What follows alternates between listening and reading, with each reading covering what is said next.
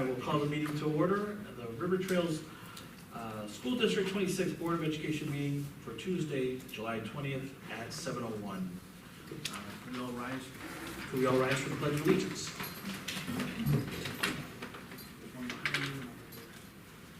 I pledge allegiance to the flag of the United States of America and to the republic for which it stands, one nation, under God, indivisible, with liberty and justice for all.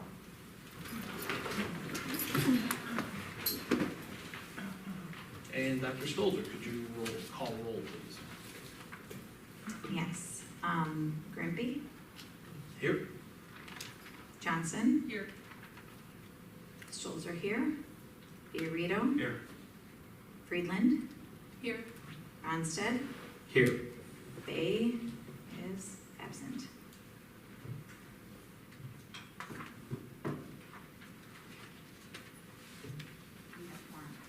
Oh, we have quorum. Thank you. All right, first up is the consent agenda. I'd like to have a motion and a second to approve the consent agenda in its entirety as presented, unless anyone would like something pulled or discussed. So moved. Second. Moved by Friedland, second by Johnson.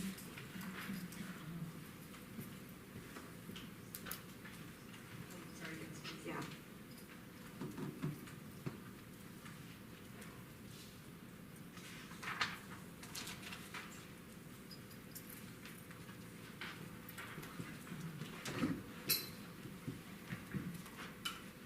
Wait, I'm so sorry.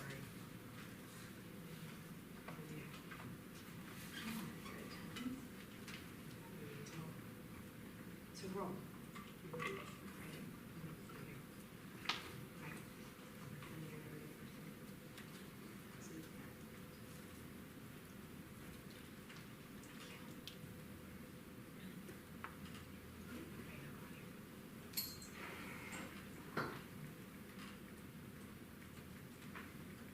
For those of you in the audience tonight, Thank you. please be patient with us. We did switch board roles in May, and this is Dr. Stolzer's first meeting as secretary in person, so thank you.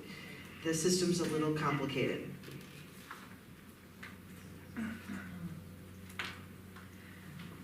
Thank you. Okay, so Friedland, Yes. Fiorito, Yes. Stolzer, yes. Ronstadt, Yes. Johnson, Yes. Grimpy. Yes. Okay, action, the motion carries.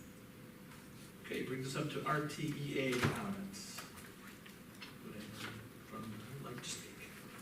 Mrs. Hudson. And actually, Mrs. Hudson, if you would go to the extra microphone over here and hit the button, otherwise anyone who is listening through our live stream won't hear you. Hello. Good evening. I'd like to thank our RTA members for their dedication to our organization and our students, and the board and the administration for our working relationship. Thank you. Thank you.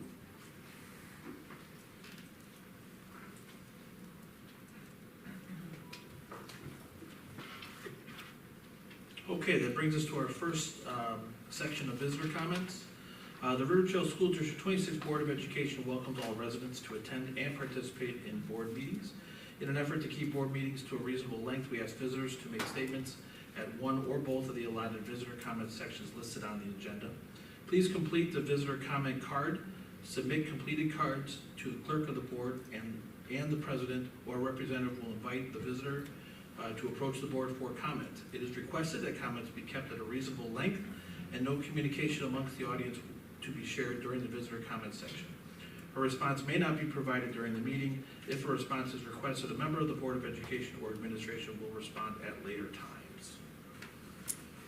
Would anyone present like to make any comments? We do have another section later on in the meeting if you want to wait.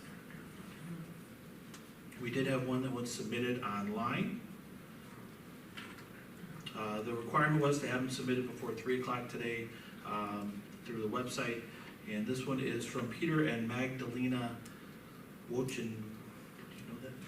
That's gonna be a tough one. Wotanowitz. I apologize if I mispronounced that. And their comment is, as a parent of the students in District 26, we want to request that masks should be optional, not required for all students. Since all teachers and staff are vaccinated against COVID, they are protected and can wear masks in addition if they wish to do so. Children are not at high risk and rarely show symptoms of COVID. It is also known that children do not spread COVID when they have no symptoms. Science shows that unless masks used is N95 or higher rating, they simply do not protect from COVID and are referred as a comfort blanket rather than real protection. Children should be able to interact with teachers and other children, being able to see their faces. Masks prevent that and also depleted children from oxygen. Children cannot spend hours breathing CO2 and other contaminants that are present resulting from mask wearing. Make them optional like other school districts in Illinois. Barrington, for example. Our children deserve to go back to normal. It is time. Thank you, Peter and Magdalene. Would anyone like to make a comment? All right. Got to fill out a card, please. Sorry, I didn't fill out a card. Where are the cards?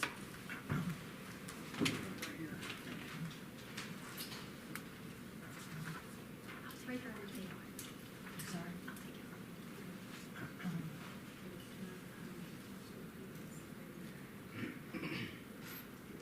Right.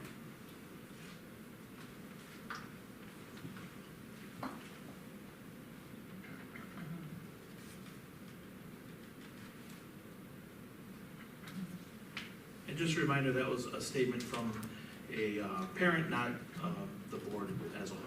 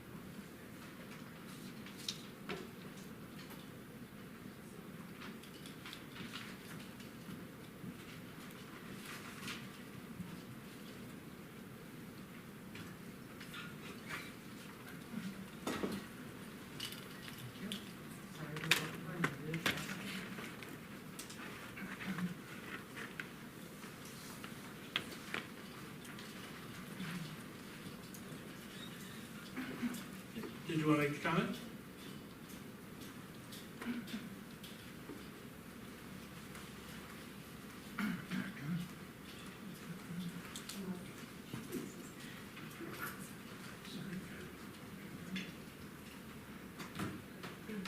In addition to what the parents had said in the email that was sent to you, I would Please, also... I'm sorry, please state your name. Carrie Sorry. Renberg. Thank you. I would also like to add that I believe very strongly that children should have masks be optional on buses. And also, I have a concern that children might be segregated based on their vaccination status, and I would appreciate if the board would communicate what they decide to do in terms of students' vaccination status across the board, i.e. if you have students who have not had their polio vaccination, are they going to be segregated as well as a child who perhaps, whose parents have decided to not have them vaccinated? Thank you. Thank you.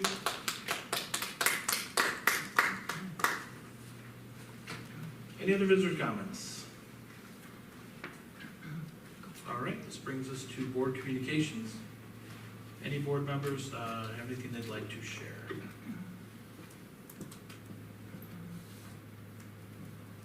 I think since the last time, we got to attend a few of the activities that were provided by the summer school program. Or not summer school program, but the extra learning activities. And my daughters were extremely interactive with when River Trails Nature Center came. So it was really nice, and Brian did a great job. And I know that he came for the summer school program too, so. Thank you, Mrs. Friedland. And Jody, did you want to, we're going to do some recognition, please?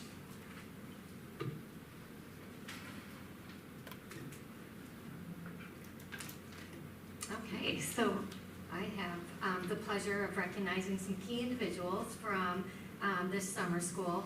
In the board packet, we refer to them as heroes, and certainly they are, but I would also add that anyone who helped out, worked, substituted, participated in our summer program this year is a hero across the board. So I do have 7 people to recognize from our community and a couple from our district. So I'd like to begin with our district staff and start with Zach Scipione, who served as our site supervisor this year.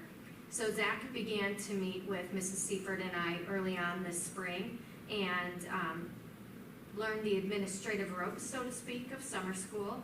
And he jumped right in, pulling together materials, resources, supervision protocols, and just really excited about the opportunity. He put together folders for the teachers and was there right next to them the whole way. So Mrs. Seifert and I were really excited to, number one, provide a leadership opportunity for one of our staff members that also provided him some flexibility to make some decisions and be a leader, but also under our guided support. So we were there and helped plan with him, but he also had some freedom to make some decisions on his own. So Christy and I want to thank Zach for the time, the dedication, and really the energy that he brought to our summer school program. Next, I'd like to recognize Mary Flessis, who was really the creative spirit behind the entire summer school program for all. I know Mrs. Seifert worked really closely with Mary and basically just asking her what she envisioned for this new endeavor. And of course, if you've ever worked with Mary, she ran with it. And she worked her magic and put together a beautiful end product, which I think exceeded all of our expectations. So the creativity, inspiration, and content that Mrs. Flessis put together was nothing short of amazing. And so I want to thank Mrs. Flessis for all that hard work and give her a big congratulations on the completion of her administrative degree as well.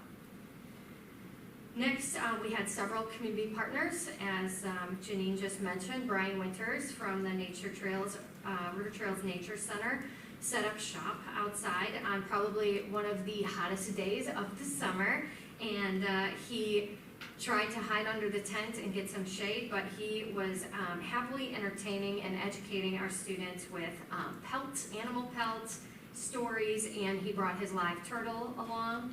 We were able to get every class out there and enjoy his presentation on animal adaptations. We are also able to offer evening sessions to the community as well. So that was a new venture for our summer program, and I hope Brian enjoyed it as much as we did. So we thank him very much for bringing nature and wildlife to our students this summer. Carol Capra from the Mount Prospect Library brought a team on several occasions to enlighten our students with literature, text, and STEM projects. This team really brought the stories to life. They were outside again with multiple modalities, including music, movement, STEM projects. Students had access to not only check out books, but they also donated and students could receive books to take home. Last week, they joined us to host the family STEM event, and so we're beyond grateful for their versatile partnership. I think they bring a lot of different pieces to us as a community partner, and a wide range of events and activities for our families. So thank you, Carol, and the entire library team. Next, I'd like to recognize Amy Granger, who is the Community Relations Manager for Harper College. Harper's been an amazing community partner this summer. Mrs. Seifert again worked with Ms. Granger to see how we could work together. So this is a new development, and I think they started with a blank slate and followed by a plethora of different ideas and activities. So Ms. Granger was instrumental in organizing and providing crafts and supplies to our community. There were 2 different options available for older kids and younger kids, and we had them available for summer school students as well. I also heard that this has expanded to other districts, and so I know that something that we have started has kind of grown across the community. So thank you to Amy and her team for partnering with us this summer. Next, I would like to thank Monica Epp from the Mount Prospect Fire Department.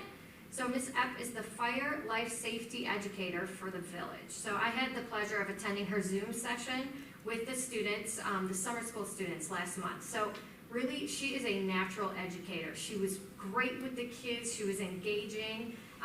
She was just simply amazing with our students. She talked about having a safe exit plan in kids' homes. She talked about her golden retriever, and she even had a whiteboard where she was, engaging with the kids. So she did a really nice job, especially over Zoom. We all know how difficult that is. So thank you, Ms. Epp, for spending some time with our students to talk about safety. And then finally, I want to thank Josh Mahullid from the River Trails Park District. Josh and I worked together on organizing the after-school summer camp and also just coordinating some of the other programs that take place in our schools. It hasn't been easy trying to coordinate summer school in the midst of a pandemic and trying to plan that out on a normal timeline. So in the end, we were able to pull it together, and he was able to get a team of staff to offer the after-school summer camp. So thank you to Mr. Mahullid and the River Trails Park District for again offering the opportunities for our families. And that is my hero recognition. That's awesome, thank you. Yeah. Okay, it brings us to new business services. That would be Dr. Schuster. You are up. So at the meeting at 6 o'clock, the Finance Committee reviewed the tentative budget, and they were recommending that the board approve it.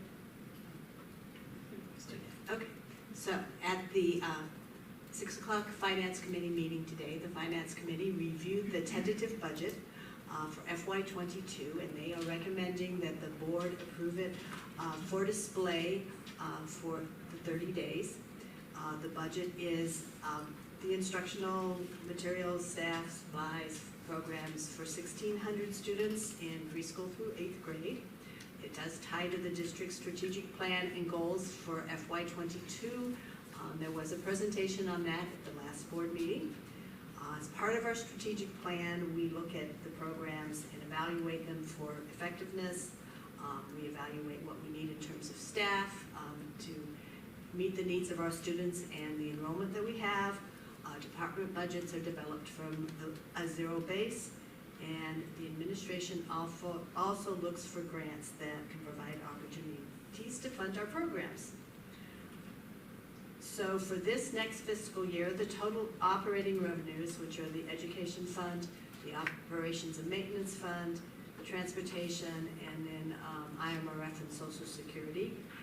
The total revenues are $26,798,546, and the total operating fund expenditures are $26,937,734. We are also recommending transferring $1 million each from the Ed Fund and the O&M Fund to capital projects to pay for some heating and air conditioning and mechanical system improvements that we are investigating right now with our architects. Those projects would actually be in the summer of 2022. So our ending fund balance for FY22 is projected to be at 75%, with an operating deficit of $2,678,755, which includes the transfers. One thing I wanted to bring up is that we have applied for many grants and received many grants over the last 2 years. This includes about $3.5 million to fund our summer feeding program, which I'm sure you've all seen and has been very successful. It was really a wonderful thing that we provided our community. We received the CARES grant, which we spent on e-learning for about $137 million. There was an ESSER 2 grant for about $470 million. Again, we spent a lot on technology, also ventilation for that grant. We received a school maintenance grant of $50,000 that helped pay for a capital project. The Illinois Clean Energy Community Fund gave us a net zero energy grant for our construction project at up to $2 million. We did finally get some money from FEMA, the Federal Emergency System, $20,000. And Bosch has been very generous to us every year, and we received $50,000 last year. So this particular budget does reflect the CPI, which was only 1.4% in 2020. It covers staffing needs for our elementary schools and Prairie Trail schools and all of the curriculum programs that we are planning for next year. In terms of technology, we will continue to, for students grades kindergarten through 8th grade, to take those home. In addition, the construction project I was talking about, we're planning to spend about $500,000 in this budget. The rest will be in the following year's budget. And there are some contingencies in this budget to cover increases in enrollment, possible special education or technology. So the board has reviewed this on June 15th. They are reviewing it again tonight. It will be on display, if the board approves it, for display until September 21st. At September 21st, we will have a public hearing and adopt the budget, and then we will file the budget with the state. Any questions?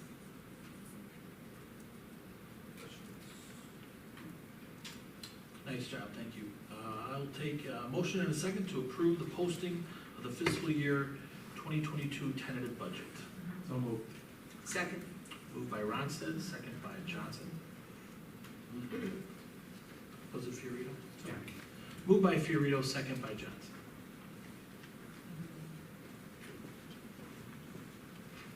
Stolzer, yes. Ronstadt, Yes. Johnson, Yes. Fiorito, Yes. Friedland, Yes. motion carries. You didn't call me. But I'll vote yes, just so you know. I am so sorry, Mr. Prairie. That's all right. My therapist will hear about it. Next is the review of the 5-year projections. Lynn, was this also you? Yes. All right. So the Finance Committee also reviewed the 5-year projections. I'm not going to go through all of the details, but looking out, assuming that the CPI stays fairly low at about 1.5%. Our revenues are from the state and federal, other than the special revenues that we have just received. The grants I talked about will be flat. Interest rates will remain low. Expenditures, we had a number of staff added over this in the FY22 budget for the Prairie Trail School, and also we had some vacancies that we needed to fill, and a couple of other staff increases. So we added 5.5 certificated staff plus some assistants and lunch supervisors in FY22. There are no other increases included through the rest of this projection. So it's based on our enrollment projection. So with all of those assumptions, we're looking at a budget that the target is that we stay over 50% fund balances, because that is what the state requires in terms of cash on hand. It helps us to get a very good interest rate at Moody's, which we just did when we did our working fund transfer. Working cash fund transfer, or refunding, we got $1 million out of that. This particular forecast does keep us in that area for the next few years, including using some of our fund balance for our capital projects. Does anybody have any questions for Dr. Schuster? Was that a hand raised? Okay. All right, then moving on, this takes us to the fiscal year 2022 staffing plan. Okay, Okay, so the board had approved a staffing plan for FY22, and that plan showed us monitoring the possibility of adding one second grade teacher at Euclid. So looking at the actual enrollments and the student needs, and particularly considering COVID and the implications for those students from being remote and not in school, Euclid has requested to add an EL teacher to second grade to help them get back on track, help those students get back on track. Somebody have any questions? Yeah, so that would be then like 2 or 3? One EL teacher, one One additional, No, so, but we'll have 2, Total? yeah. sections. You're saying 2 EL sections, Yeah. is that your question? It's really, it's a classroom teacher with EL certification. Oh, It's not an okay, so it's like additional our, EL teacher. yes. okay, got But it's a it. classroom teacher, and one of the requirements was that that person has EL certification. Okay. It's not bilingual, it's EL. It's EL. Okay, And it's, so instead of 3 sections of second grade, we will have 4 sections of second grade. And they will be fairly small classes to get those students back up to speed. okay. And then like my one question, is this plan to continue, or we'll see where, like, the following year too? Or are we just gonna kind of, I think we're going to see how those students do and what the needs of the students are again for the following year. okay, okay.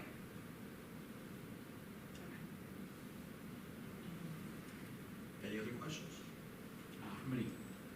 How many kids per class will those be down to? It's an average of 16 or 17, but I think there's one class that will be smaller. So it's probably 12 or 13 in one and 20 in the other classes. And actually, sorry, Donna, I'm so squeaky. Where did you get that updated enrollment form that you said that was issued on July 15th? How am I missing it? It was in the finance packet. It was in the Okay, I'm packet sorry, I for the must have finance committee. Okay, no, I know I, And in the letter, in the email, she said that the enrollment at this moment for kindergarten was X, and it could be different by the time we have our meeting on the 20th, so. okay, it was in the memo. Yes. Okay, sorry. And this is no pressure at all.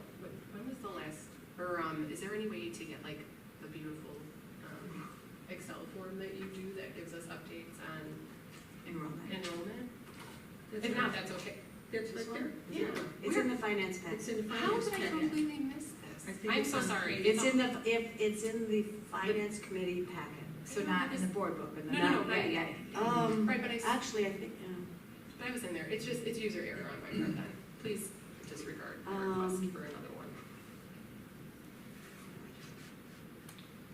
it's in the finance committee packet. No, if it's me, it's me. So it's in the board book of the finance committee meeting. Right? Yes, the board book for the finance committee meeting. I It's- apologize. I missed it. And so this, I would just, You can have mine. Thank you. Donna's got you an extra copy.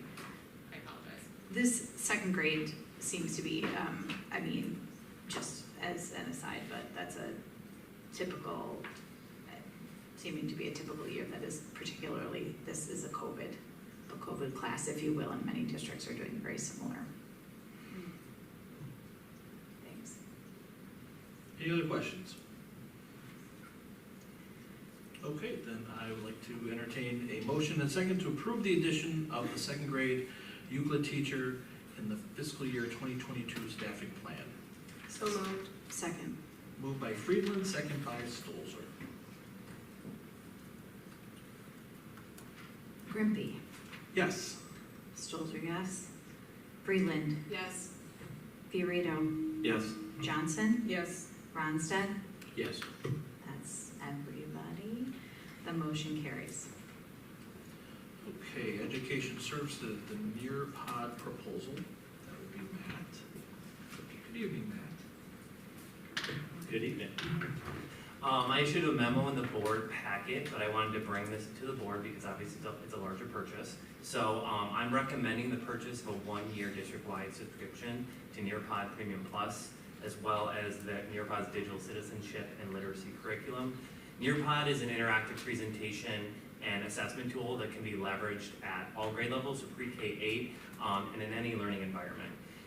Nearpod also has an expansive content library, so teachers can support the needs of all students with this tool and provide immediate feedback in a variety of ways. Also, it has a plethora of integrated tools, such as video lessons, polls, collaborative boards, and VR field trips, and which will allow the district to really leverage this tool in place of other tools, ensuring for more effective and time-saving integration. Furthermore, we did have a lot of staff interest, so we were able to pilot this in the spring. We had 22 staff members who took part in the pilot throughout the district, and the feedback from staff was really great, and it really indicated that this tool is something that is worth investing our time and resources. And I just want to open it up to any questions you might have. Please. Does this new subscription service comply with the Student Online Personal Protection Act? Great question. Yes, it does. So that is something that, because of SAPA, we make sure that we vet ahead of time before we approve anything. So we have to have an agreement in order to even entertain the idea of integrating a new software application in the district. So we already have an agreement with them.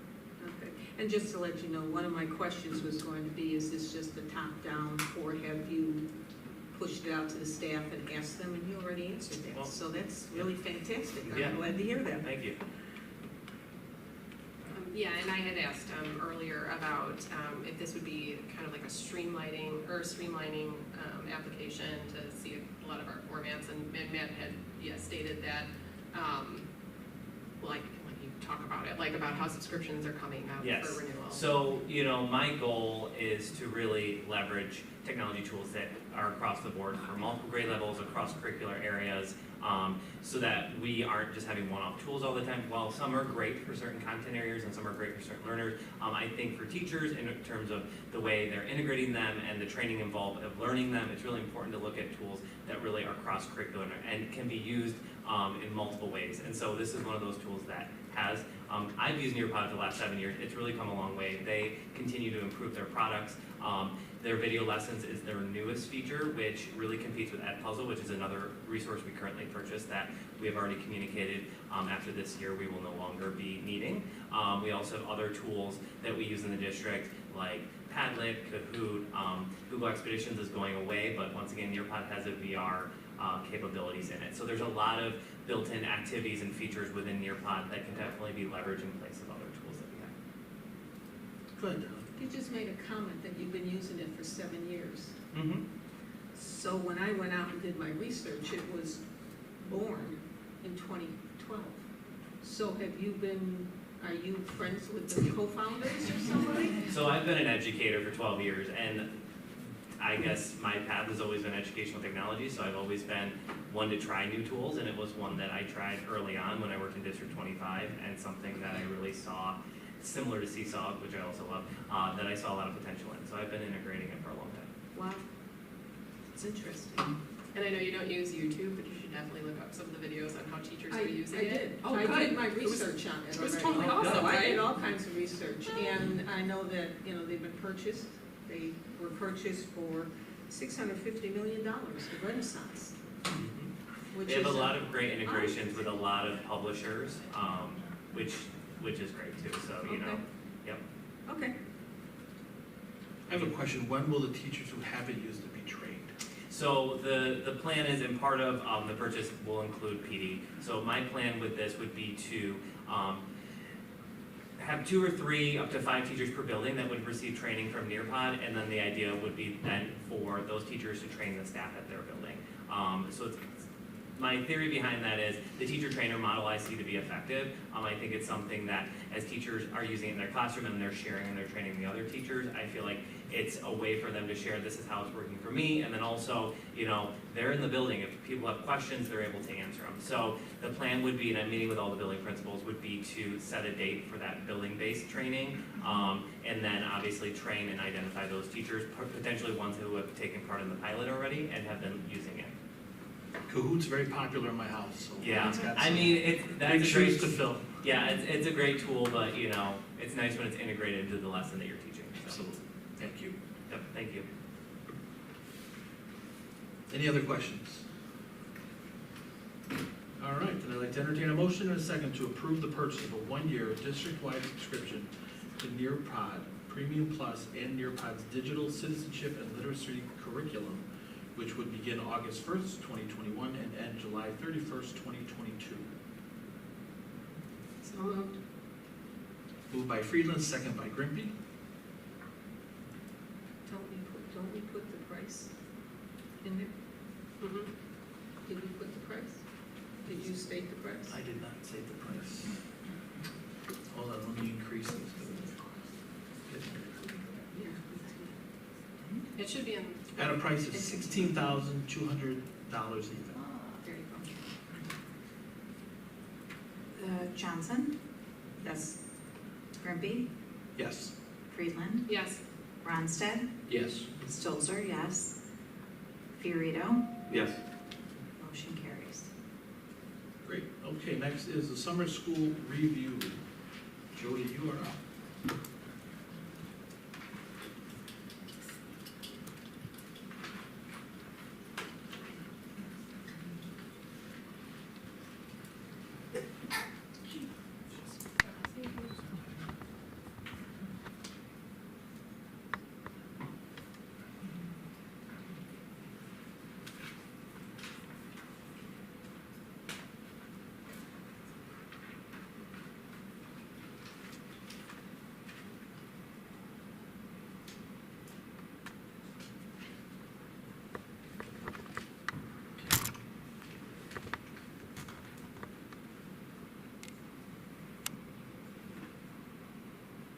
All right, so while Patty's getting that up and going, thanks Patty. Okay, you all had taken such an interest in our summer school proposal, we thought that we would come back and give you an end of the summer school update. Chrissy couldn't be here tonight, so you get me again. So just to start off with some of the feedback that we obtained. I know typically for end of summer school, you're probably used to more of the academic feedback. I know that prior to my arrival, they had done some Ames Web assessments, and so you would have some sort of spring and summer kind of data to look at. With the pandemic and students being remote, we didn't have the data that we have had in the past. So we took the opportunity to get different sources of feedback, which actually was really great because, with it being my first year in an in-person summer school and Christy's second year, we really wanted to gather feedback that we could, number one, use and help continue to grow our program so that it can just be stronger.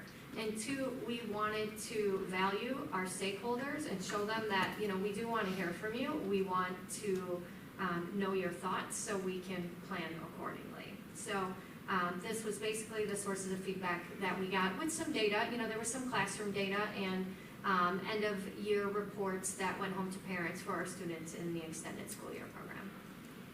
So the first set of feedback that you probably looked at was really focused on the parent group. And so we just wanted to know simply what's the structure. What did you think of the time of day? It was 3.5 hours for the kids. What did you think of the length? And this year was a little bit shorter than it had been in the past. And so surprisingly, some of this, it was pretty favorable. The parents seemed to really like June in terms of timing. They liked the 3.5 hours a day. And for the most part, I could see where they're at. They thought that the 3.5 weeks was favorable, but could have been a little bit longer. So again, we thought that was really good feedback. We asked also in terms of progress. Did you feel like your child progressed during this in-person time over the summer? And so, we've got a mixed bag of progress, but we're happy because they all felt like their kids made progress. So that was good feedback for us. And just like the benefit of the time, the cost benefit, we know we added some financial resources this summer in terms of running a bus, in terms of adding more students, and so we wanted to really get that parent perspective. Did you feel like this time was beneficial? And so again, hovering at almost 90%, we had parents feel like it was very beneficial, so happy with that as well. It was important for us to ask how the students felt about going to summer school. We didn't know because, we have kids that maybe were remote the whole year, that were just coming in the building for the first time, some kids that were in and out. So overall, the kids were happy to be at summer school. And I like the 5% was one respondent that said, at first their child was upset, but once they got there, they were happy. So of course, we really love that, and we didn't have any nerves or anxiety. So that was really great as well.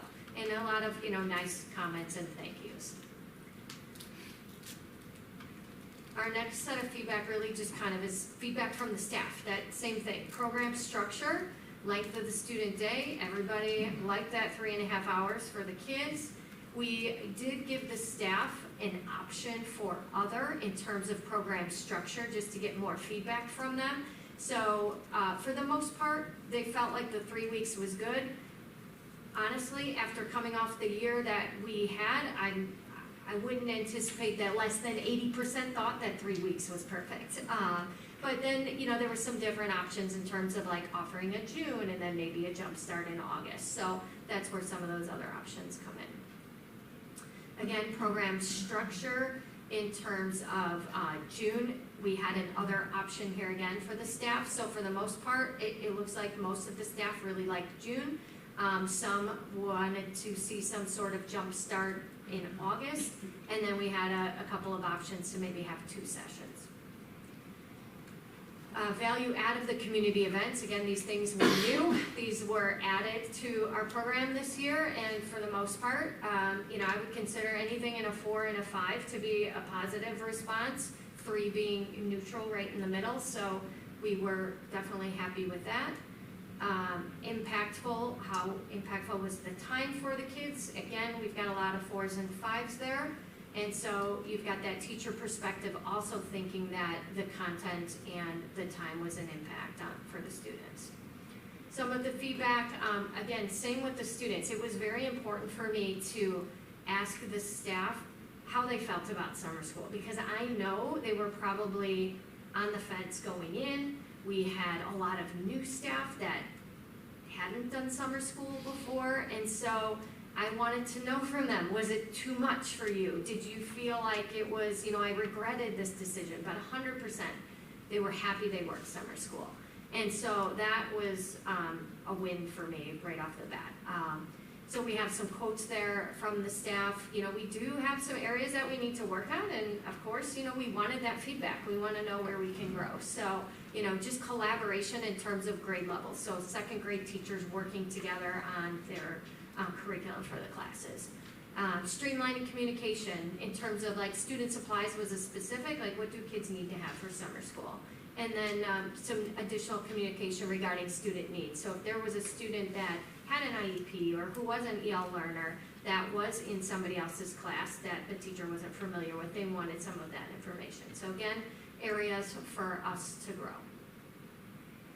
And then we had one class of students that we obtained feedback from. And so this was the middle school class, and we thought that this grade level was a good grade level to give similar questions to the parents and teachers. And also, as a reminder, it was the first time that we had middle school at summer school. So their perspective was really great. I am a middle school person by trade, so I fully expected that there would be, some kids that said that the length of day was too long and the length of 3 weeks was too long. And I anticipate those are probably the same kids. But for the most part, 80% of the kids thought that it was a decent amount of time. I think this gives us some information in terms of some of our community events and maybe our age target groups. So I think we could, maybe work on either alternating some of that if we continue that for older kids. But again, good feedback. And the teacher specifically asked, was it worth coming in to get your summer reading assignment done? So that is really great because I don't think the kids fully realize that getting that done just sets them on the right path of starting middle school next year. Starting behind is one of probably the worst feeling ever for a middle school kid. So that was really nice feedback from them. They see the value in going to summer school. Instructional feedback, again, this was just some of the more of the academic pieces that we gathered. And our attendance, average daily, was pretty solid at 83, but as you can see, the weekly average did decline. I did go back to see what the quarantine numbers were, and that first week, starting that Friday, we had some kids start to kind of fizzle out for quarantine, for symptoms or exposure. And so that second week, we had 10 kids out, which is about 7%, and then the following week for that, some of them leaked into the third week, depending on the day, there was an additional 4. So that would account for I would say, 5 to 10% of the attendance. So overall, attendance was, I think, pretty strong. And so final impressions, we were able to sit down with Zach the last day of school and really hash through our data and talk about what it meant, Christy and Zach and I. We walked the building the last day of summer school. We talked to every single one of the staff members, and they all enjoyed it. And so I think that was definitely one of our goals. We wanted the kids to have some academic exposure, but we also wanted it to be fun, relaxed, stress-free, like enjoy this time. Remember why you love teaching. And I think that's how we ended on that last day. People were in great moods, they had fun, the staff was amazing. And so overall, as we walk away, I think we have some really good pieces to build on, and ended with some really good positive feedback. As you probably saw, Donna, the last bullet, it was a little bit more costly than in past years. And again, just as a final impression, we added 2 bus routes. We had those bus routes full. I counted them on several occasions, and the number of kids that were supposed to be on them were on them, so they were using them. But we also did add some at-risk students, and we added a couple of assistants. So, again, just a note that it was a little bit more costly than we had in the past. These are just a couple of pictures. That's Brian Winters with the River Trails Nature Center, and the kids out there. This turtle saying hi to that young lady outside the library, and that's Monica Epp on the left doing her Zoom presentation from the fire department. And that's all I have. Any questions? I just want to say, it's not a question, but I just think it was really neat to hear all the positive feedback, especially kind of coming off the year that we had. And I know that I had asked the question about the enrollment, and it totally makes sense. And I still think that like anything over 75% for an optional program is really an amazing result.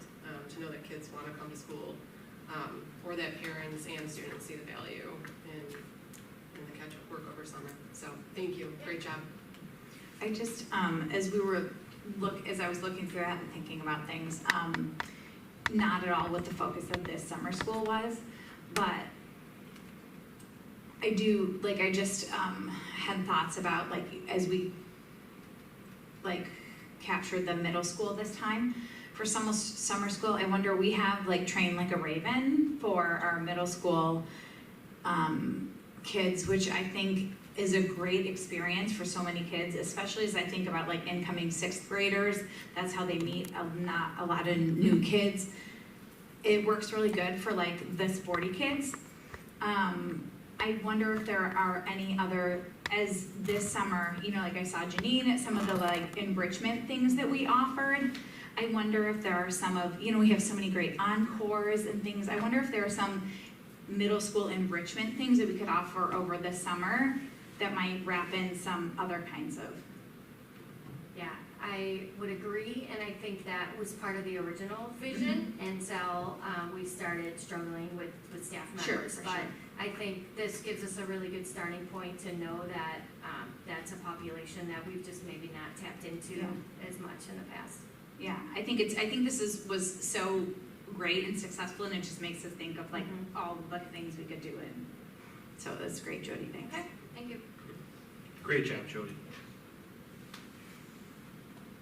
All right, committee reports. The curriculum committee, Dr. Stolzer. Nothing new to report since last time. All Finance Committee. Mrs. Johnson.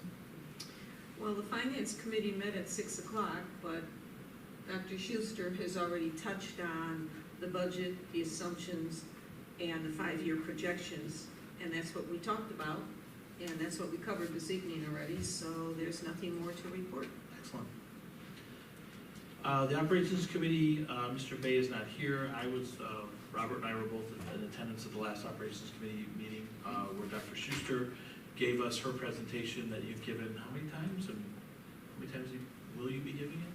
I don't mean that negatively, because she's going to other seminars. Yeah, I did at the IASCO conference, but I actually did something similar today. Trey came in to videotape the new learning. Would you mind center. hitting your speaker? I did the same thing on Zoom, right? Okay. So, I gave the presentation 3 times at the IASCO conference with the whole team that was with us. Then today at Trey came in with videographers. They are making a video about our new net zero energy building and our partnership with Train. I believe there's something planned for Ed Spaces. Oh, tomorrow I am speaking with Oak Park and I believe another community about this project with some community members. So it seems like almost every week. It's a great presentation, but we had no action items. Something similar, yeah. We did get her presentation, so that was the Operations Committee. Could you, for the audience, what is this project? What is this Oh, presentation? so the project is our renovation at Prairie Trail School. It is a net zero energy building, which means that over the course of the year, we produce more renewable energy than we use, that we need in the building. It is funded with a grant, or partially funded with a grant from the Illinois Clean Energy Community Foundation. We got up to $2 million for that. We are also Passive House certified, which makes the building extremely low energy and very efficient in the mechanical systems. So we start with a very low energy needs in the building before we then added on solar panels to the roof to cover all of the energy needs. It's all electric. There is no fossil fuels. That's all. In Lindell, how many school buildings are like this? We are the only renovated school building in the state of Illinois. There are a couple new facilities that have gone with net zero energy, but we are the first renovated building. We're reusing and net zero. And we added a natural playground. I think we're the first on that one too. And we do have people coming to see that all the time. I know that Glencoe School District is coming tomorrow to take a look as they're renovating their playground and are very excited about doing something like we've done. Take that, Glencoe. All right, Dr. Stolzer, Policy Committee. Also nothing new to report. NSSEO, Mr. Ronstadt, you are our representative. No board meeting for the summertime, but we did break ground on the Timber Ridge gym. We've got a much needed gym and an elevator, and it's going to be good. I was there just at the groundbreaking, but I think you drove by it, so I'm going to go make a detour around it and check it out. All right, Public Relations Committee, that is me. We have been working very hard with Mr. Finfer on the ribbon cutting ceremony for Prairie Trails, which is on Wednesday, August 11th. Mark your calendars, be there early. Let's see. Ed Red, Dr. Wagner. We actually are gonna talk about the mascots now. Okey doke. Sorry, it wasn't in my agenda. Oh. Well, it's in the board book, but I'm sorry, I can't fly through that. Sorry. Yes, we've got newly designed mascots for our schools, and they're really cool. Thanks. So I'm gonna start and then Ben's gonna chime in on his part. Very So, cool. unless you would like to do the honors. I haven't seen this yet, No? Okay. Can. So it's very exciting. We have 4 new members of our District 26 family, starting with our littlest. There he is, Prairie Trails chipmunk, the Euclid eagle, the Indian Grove owls, and the River Trails ravens. So we started this project back in December, and it was a very fun project to be a part of. But it was difficult. I wanted to kind of show you guys an example. So each school started with 3 pencil sketches, basically. And so from here, we went through 3 or 4 rounds of feedback in terms of just trying to refine. We had to start here and really pick one, because we didn't want to go down the road with the illustrator and then have to go back and start from scratch. So this was where things got a little frustrating for some, but part of my job was just to keep them moving along.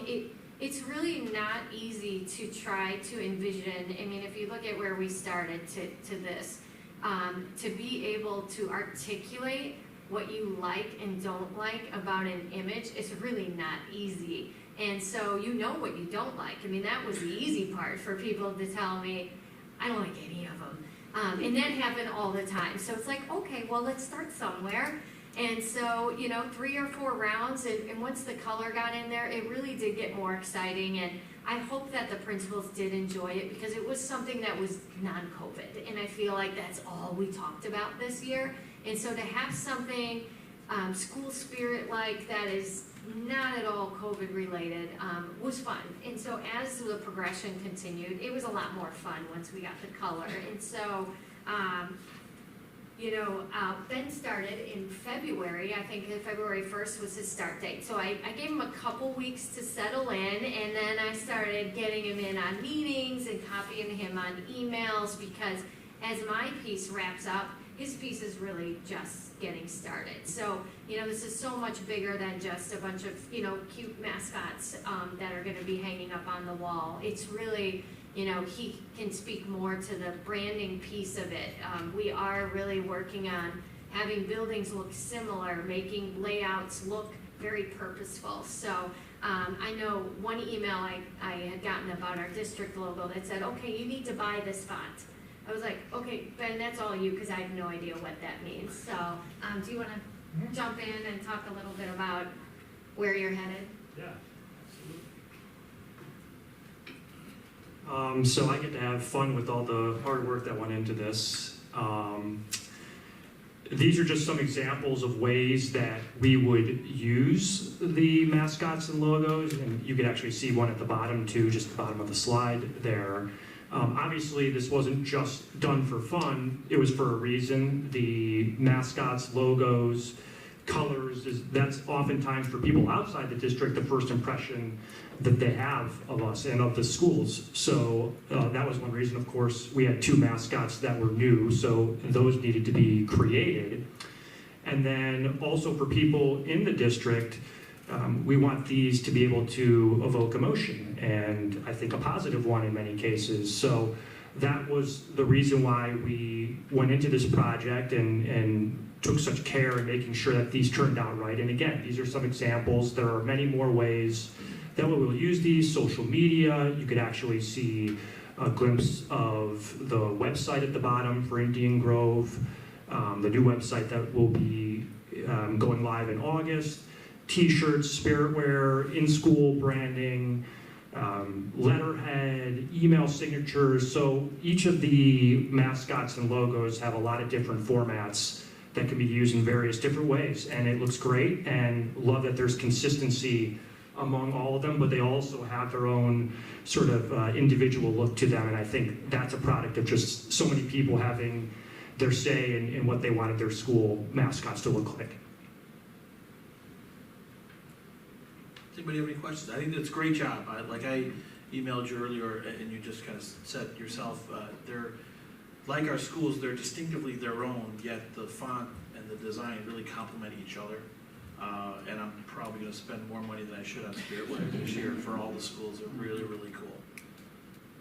Yeah, great job. Yeah, I think they're exciting to see. All right, now we'll go to Ed Red. Dr. Wagner, you are still our representative. And I have nothing to report for Ed Red at this time. All that buildup?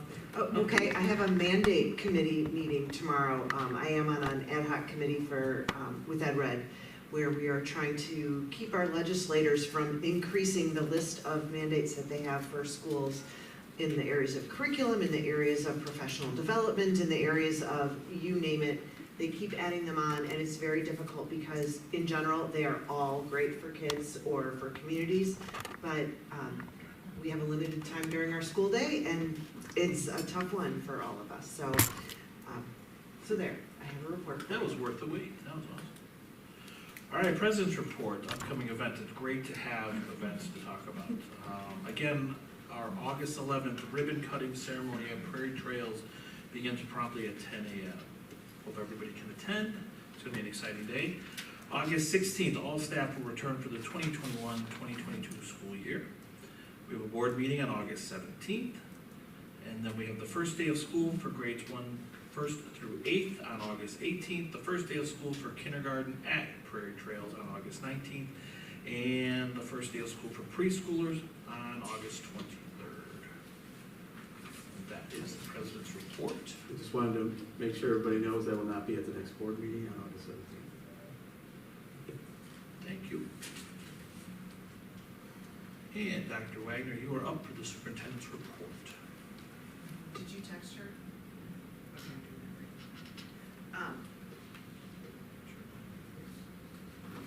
So the first part of our report is, of the superintendent's report, is the equity audit report. And Yvette Duviel will be coming to us live via Zoom, but she will be presenting. So I'm hoping she should be ready. And because we had scheduled this a long time ago when we weren't sure if we were going to be in person. So let's see if we're connecting. We look like we're in. And there is Yvette. Hi. Good evening. I just introduced you while we were bringing up the presentation. Are you ready to get started? We're so glad to have you here. I know you can't see us at all, but this is Nancy Wagner talking, and I'm here with our Board of Education, our leadership team, and we have some audience members tonight as well. Okay, great, thank you. I'm going to share the screen unless you have the slides at your end. We would prefer to share that you share the screen. That's how we're set up. Sure. Thank you.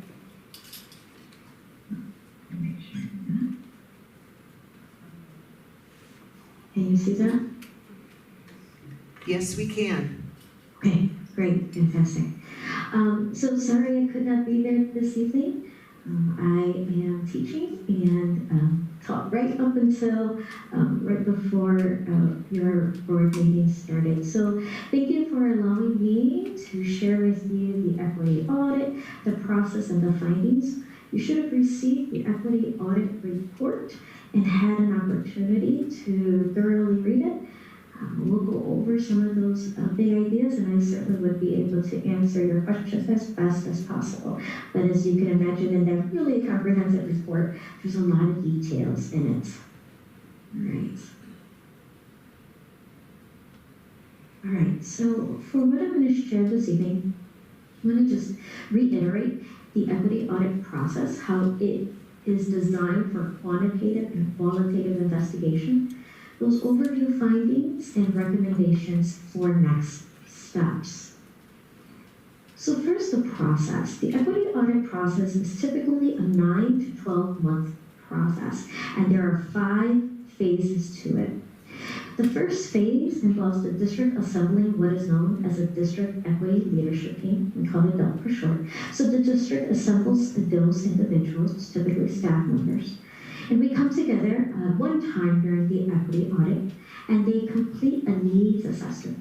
This needs assessment allows them to analyze where they feel their district is at against a rubric and 10 major components of where the research and scholarship reminds us of where we need to be when it comes to equity.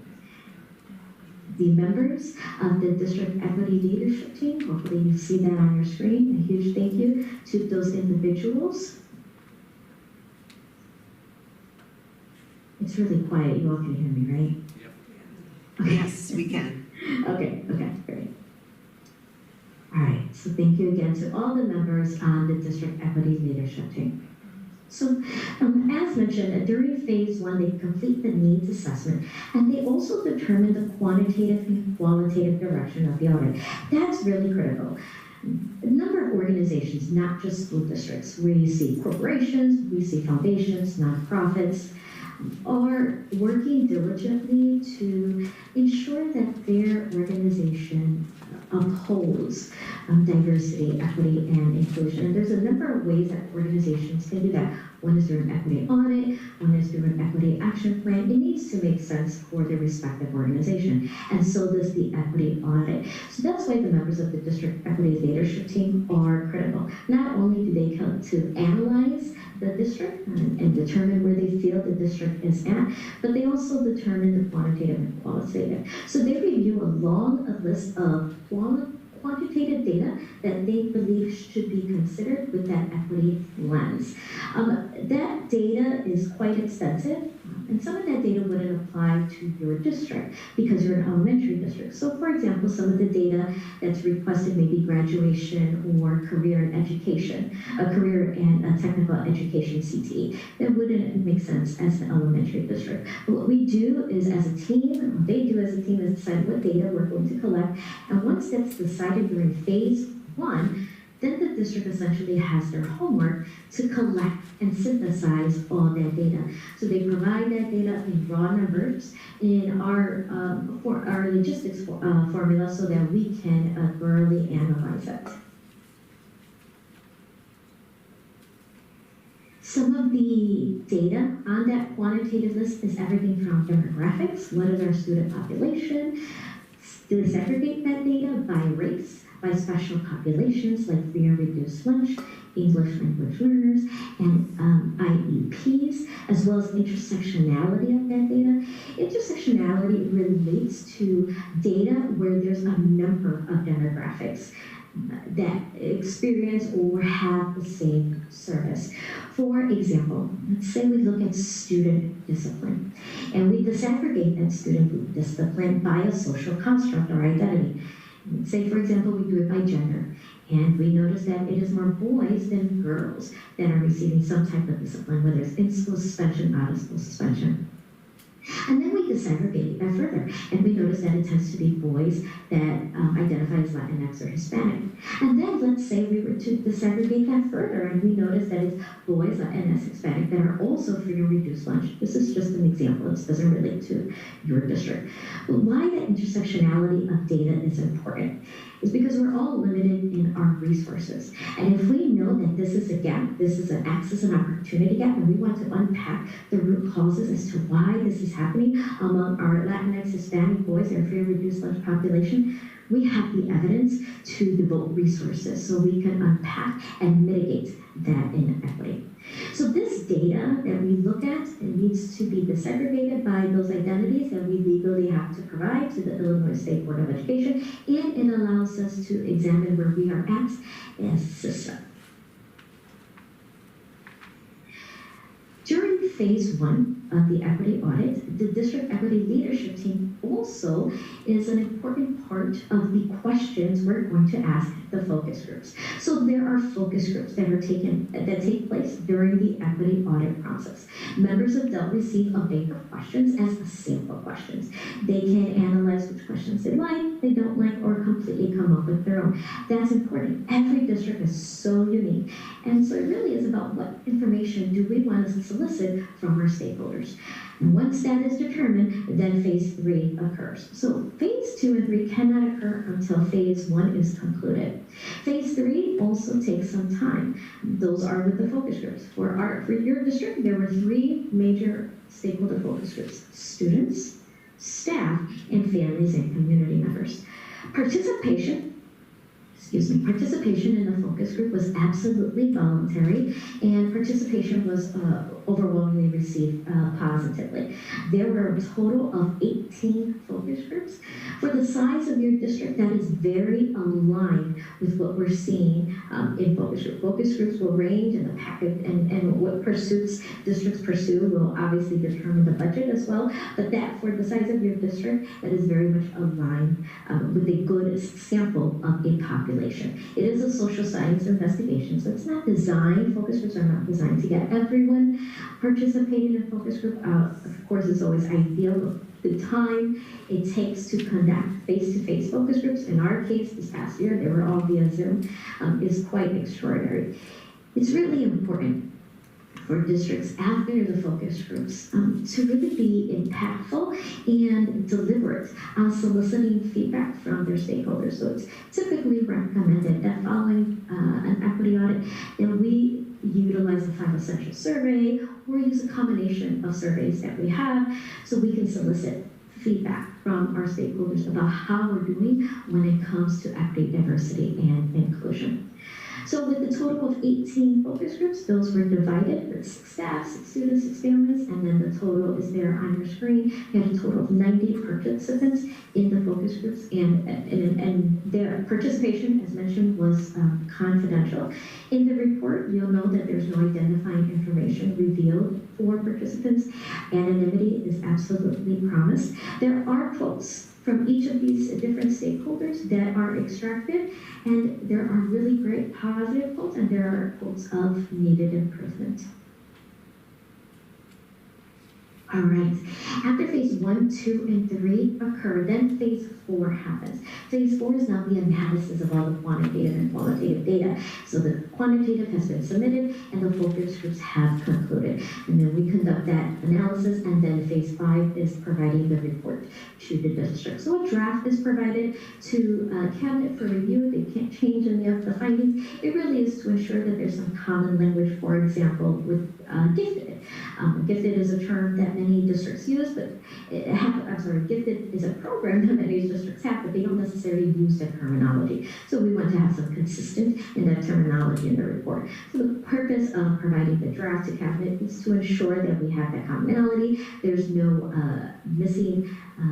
there's no major errors, there's no minor errors, and there's no errors in the data that was submitted. Once that is done, it is sent back to me, so any edits could be provided, any edits could be updated, and then the final report is submitted to the district and the board for review.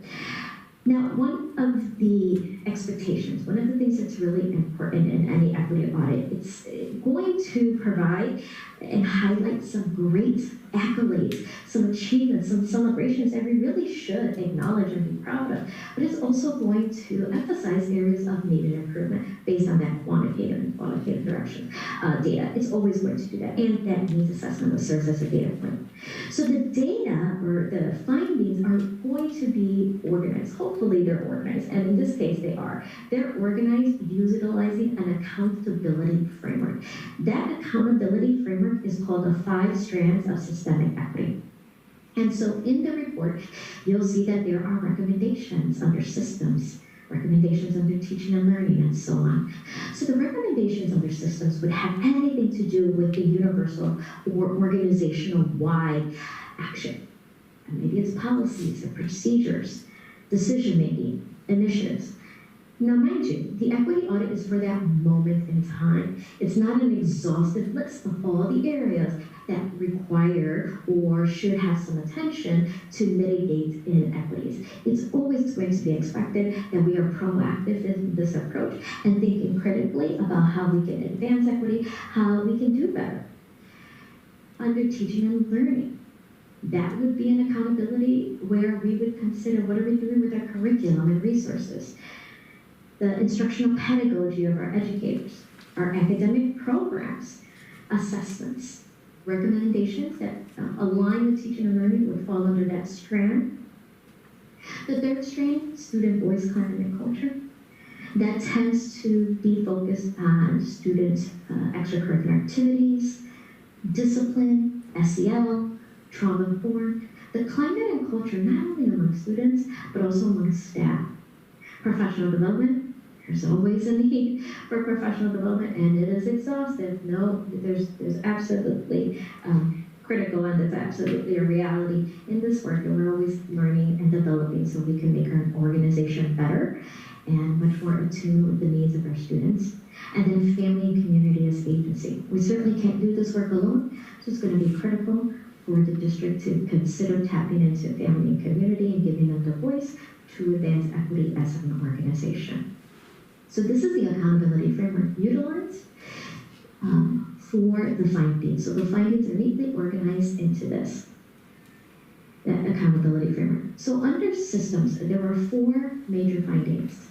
One is to develop common language around equity and effectively communicate it with all stakeholders.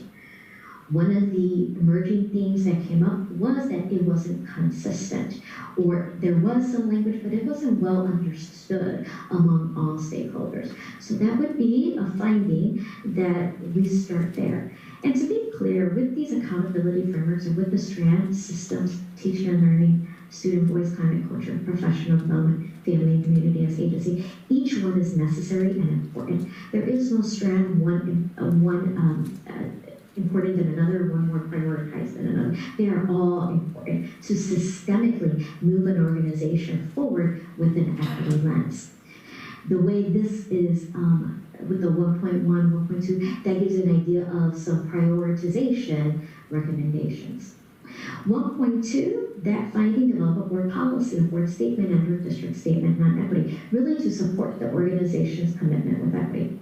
One of the things we're very privileged to do in my organization, in doing some work with the State Board of Education, and with a number of entities throughout the state of Illinois and actually beyond Illinois, is working with law firms that work and support educational entities. And one of the things we know, and what oftentimes is recommended, is that we have a board policy or a board statement and or a district statement just to support the work that we're doing and to effectively communicate our commitment to diversity, equity, and inclusion. After we develop those board policies, have some common language and understanding about what is equity, then it's about the goals. And developing measurable, accountable, transparent, and delivering equity-specific goals that hold all stakeholders accountable in the work. And finally, one of the findings for systems was to implement strategic practices to attract highly qualified, diverse teams by race, ethnicity, and gender. As you can see in the report, the demographic of staff has been pretty consistent by race and ethnicity as well as gender. The research overwhelmingly points to how we need to diversify our staff as best as possible to match our student population. One of the overwhelming themes that came out in the focus group was the need to diversify staff.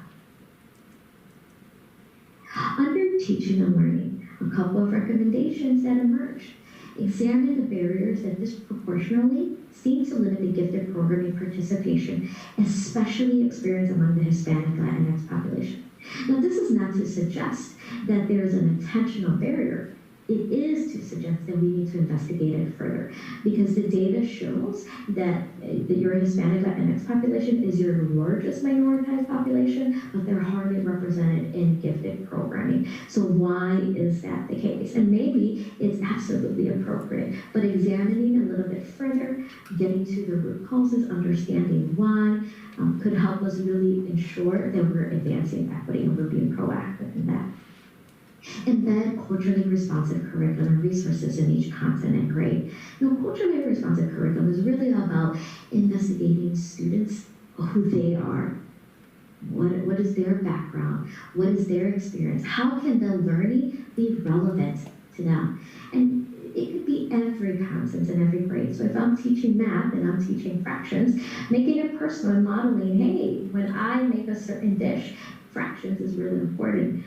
Modeling that real-life example of how fraction is absolutely useful in our daily lives, allows the students, for example, to apply that to their home environment, to their experience in some other way about how fractions or math or any content is really relevant. So really tapping into students' schema and background, we know that those are instructional pedagogical skills and practices that educators are committed to and where students are more engaged and invested in their learning. 2.3 is about continuously monitoring the academic performance of all students with an equity lens for historically marginalized groups. One of the things, again, in the report was just to pay attention to some of the assessments. According to some of the district benchmarking and some of the high-stakes assessments, there seemed to be a bit of a disproportionality among minoritized students on the performance of these assessments. So really unpacking that further, why is that the case? Maybe it's a coincidence, maybe it's not. Maybe there's something in the application of that exam, maybe there's something in the biases of that assessment that can point to us that maybe we need to do better in, we need to explore further so that we're ensuring that our students are absolutely performing and learning and absorbing the content so that that assessment can prove that in fact they are equally learning. The third strand is about student voice and climate culture. There was some disproportionality in the discipline outcomes among students of minoritized racial backgrounds as well as special populations. A reminder, special populations have to do with English language learners, IEPs, and our free and reduced lunch population. So again, it's not that necessarily there is a need perhaps for alarm or there is an alarm. It really requires interrogation. Why is this the case? And it really unpacking the root causes for this discipline disproportionality and what has happened. Now, it could be very small. Sometimes the data can be skewed. If you have 5 students for a really small population, but there may be 1 student, it has multiple discipline outcomes. So that can absolutely skew the data. So interrogating that further is going to be really important for the district or the team as they reconvene to consider. And then develop a student equity advisory committee. And the research is also clear that it's important that we continuously ask our students how we're doing. And so this opportunity to develop a council of student leaders to do that will be critical so that we can consistently be proactive in mitigating inequities and advancing equity. Professional development. Everybody I know wants to be in front of teachers, and it is a continuum of learning when it comes to equity. So ensuring that that continuum of learning is absolutely embedded in your climate and culture as a district. You'll notice also in the report, the district submitted the historical landscape that is also asked for the district. So what have you done regarding equity prior to the equity audit? And the district has done some extensive professional development and learning, and that should absolutely be applauded. And we don't end at that learning. We continue to invest in our knowledge and our skills, our aptitudes, so we can deliberately increase diversity, equity, and inclusion. So this recommendation absolutely aligns with continuing to develop. And then finally, family as community and agency. There was no particularly alarming finding that came out in this that would require an additional finding. So it was really nice to recommend a finding that is pretty typical in a sense that we make sure we're consistently asking our family and communities as stakeholders how we're doing with equity. And so one of the recommendations is to create a committee, is to be proactive, just like we would be with the students, be proactive in that and how we're doing as a community, how we're doing in serving students well, absolutely with an authentic equity lens. So next steps. There's a lot of findings here, and it can be absolutely overwhelming. And it's really important that districts are very thoughtful about what they know they can roll out. And it's not going to be realistic to roll out everything at once. We may want to, and some things can be absolutely and immediately rolled out, and some are going to take time. and an investment in personnel, an investment in resources. So the equity action plan is recommended. An equity action plan is goals, SMART goals, that align with that same accountability framework. So it's going to involve reconvening that district equity leadership team. So they were met with one time during phase one. So they come back, they learn about the findings of the equity audit, and now it's action planning. So they can adopt some of those findings in the equity action plan. Some will be short term, and some are going to be long term, and that's okay. It can still be put in the equity action plan. And it's really important for districts to think about what they're currently working on that can be applied with an equity lens. Every district has a number of different initiatives, so we certainly don't want to add more, but what are we currently working on as an organization that we can ensure we're applying an intentional equity lens on, and put that in the equity action plan. So that raises the leverage, it raises the bar that we're going to create a SMART goal in whatever that X is. So for example, if we are looking at our handbook, and every year typically districts review the handbook, is that something we can apply a SMART goal to an equity action plan? We certainly can, and applying that equity lens so that we assure that we have language in there that many families and students can understand, maybe include a glossary of terms, maybe include bilingual versions of the handbook, and maybe that's already done, so it's not a consideration. But that would be an example of something the district is or maybe currently working on that could be embedded in the equity action plan. With the equity action plan, what's really important is that as the team comes together, ideally, let's say they come together 21, 22, or in the fall of 2021, they're designing action or SMART goals for roll-up for the following year. So the idea is they're very nuanced. It's a very nuanced document, a very nuanced process of every detail that needs to be considered in the goal for systems, in the goals for teaching and learning, and they can be quite extensive. And so by putting the detail, the timeline, who will be responsible, what is the expectation, what is the goal, how is it aligned to something that already exists? Because with each and every goal, it must be aligned to something that already is in place with the district, whether it's an equity policy, whether it's the district mission and values and statements. So we're very thoughtful, and the team is very thoughtful in the goals that they're going to develop in their equity action plan, and then present it to the board. They're strongly encouraged to present to the board on a yearly basis to show the movements that they're doing as a system with measurable, accountable, and transparent ways that they believe they are, in fact, moving that equity needle forward. All right, so I'll throw it out to the board for questions. Anyone have any questions? I have one. I'll start off.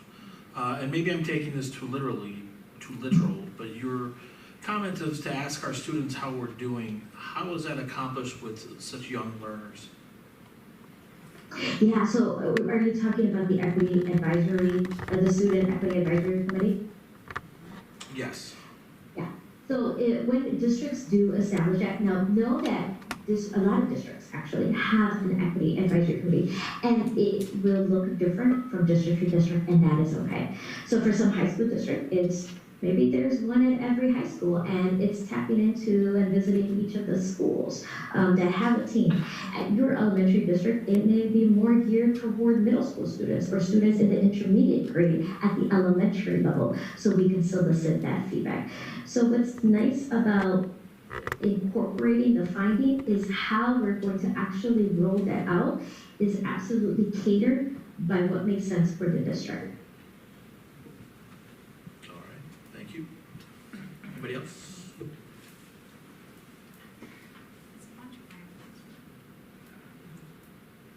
As we look, thank you for the extensive report. So it was, I think, very interesting to go through and look at both areas of growth and I think areas of strength. One of the questions just as a small aside that I had looking at it was Was there a reason that you chose more to focus on the standardized test scores as opposed to like the MAP scores?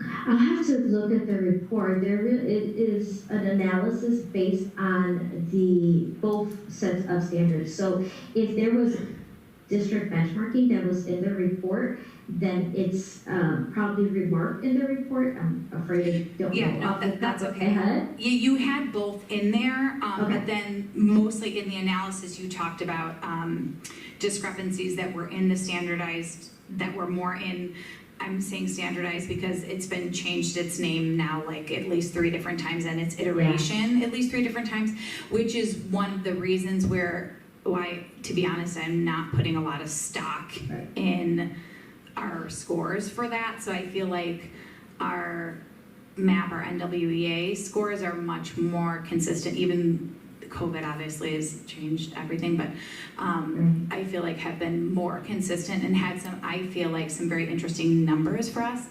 That was just one of the reasons why I wondered about the focus on like the standardized test scores, because I think that's just been extremely inconsistent. I'm just wondering what you've seen, maybe even at other districts. Do you feel like that's a good indicator of like academic?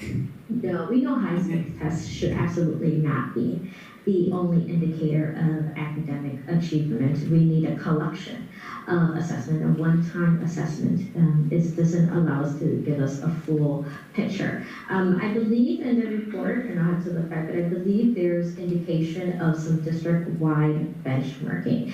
Sometimes if it seems quite disproportionate or there's a huge disparity, then it'll be emphasized in the report. I'll have to look back in the report, but I believe there was some district benchmarking disparities. Now, that doesn't mean that necessarily there is an issue, but the finding is written so that we interrogate it further, so we can ensure that it is not a disparity that is something that we can control. High stakes testing, perhaps very limited, but we can certainly control that. I think that we can have some power in controlling the achievement or how our students perform and the outcomes of district benchmarking, being very critical in that. So I believe there's some record, but I'll have to go back and take a look at that. Yeah, no worries. I was just wondering if you knew something I didn't know, and that I feel like some of your recommendations were based off of the standardized test. But it seems like you feel similarly that that's not necessarily the best indicator, so. Yeah. Thank you for asking. I guess it's more of a district question, but is the full report going to be available to the community? I had just written myself a note about posting it online, right here. So I wanted the board to see it first. The equity, the district equity leadership team also has had copies of it, I think, since around the same time that the board received a copy, because we are having our first meeting post-audit on the first week in August. I know it's somewhere in there that week. I think it's the 6th. The 6th, okay, thank you for the fingers in the back there. I appreciate that. I do know that we were hoping to get a member of the Prairie Trail staff besides Ms. Batesman. Oh, do we have one? Oh, I'm very excited. I'm emailing you right now. Fantastic. Ms. Hudson, welcome to the team. Just because we had, apparently I don't think we had any kindergarten staff that were on the original group, and so we didn't have anybody that moved over. But we're very excited about that. We have some dates planned throughout the school year. And as we're looking at things, there are little things that we're already improving. I know that our data is accurately reported in the audit as to what we report to the state for the diversity of our staff, but it's not right. I looked at the numbers and immediately said, this isn't right, but it is what we've reported. And so we are not collecting data very well in that one area. And so we need to improve that process. So we've been talking about how to do that. And there are things like we're starting to look at our ACE program. Well, we're gonna look at that with an equity lens as we're looking through it. So it's not like we're gonna start and say, we need to redo every single curricular area. It's as we do them one at a time, we're gonna be looking at them with that equity lens. So that was kind of my next question, is that this is a report that was commissioned by the district to provide guidance, and we will work towards adopting recommendations with that lens of looking at the whole solution. But this isn't an edict here, this is a guiding document to give us a basis of where we are and for areas for improvement that we can look at when we're doing anything in the district. Right, and if we tried to implement everything all at once, we would do it all poorly. So we do need to look at this and say, what can we get done? And so that's what the DELT will help with. And then, just as Nancy said, but speaking as a curriculum committee chair, you know, we're looking at gifted, and then I forgot Yvette, I'm so sorry, but I did want to ask you, this is probably not an off the top of your head thing, but if you could, if you have suggestions, it seems like our teachers and students are, you know, are eager to learn and do the work, but if you have suggestions of good, like equity-focused, up-to-date curricula that you can suggest, because while I think, you know, current events and personal stories will get us so far, I also think that many of us are still learning, and so sometimes it is helpful to have a jumping off point. And if you have resources that you feel like would be helpful, and as we are going through like curriculum cycles and things, if you have starting points for us, that would be really helpful.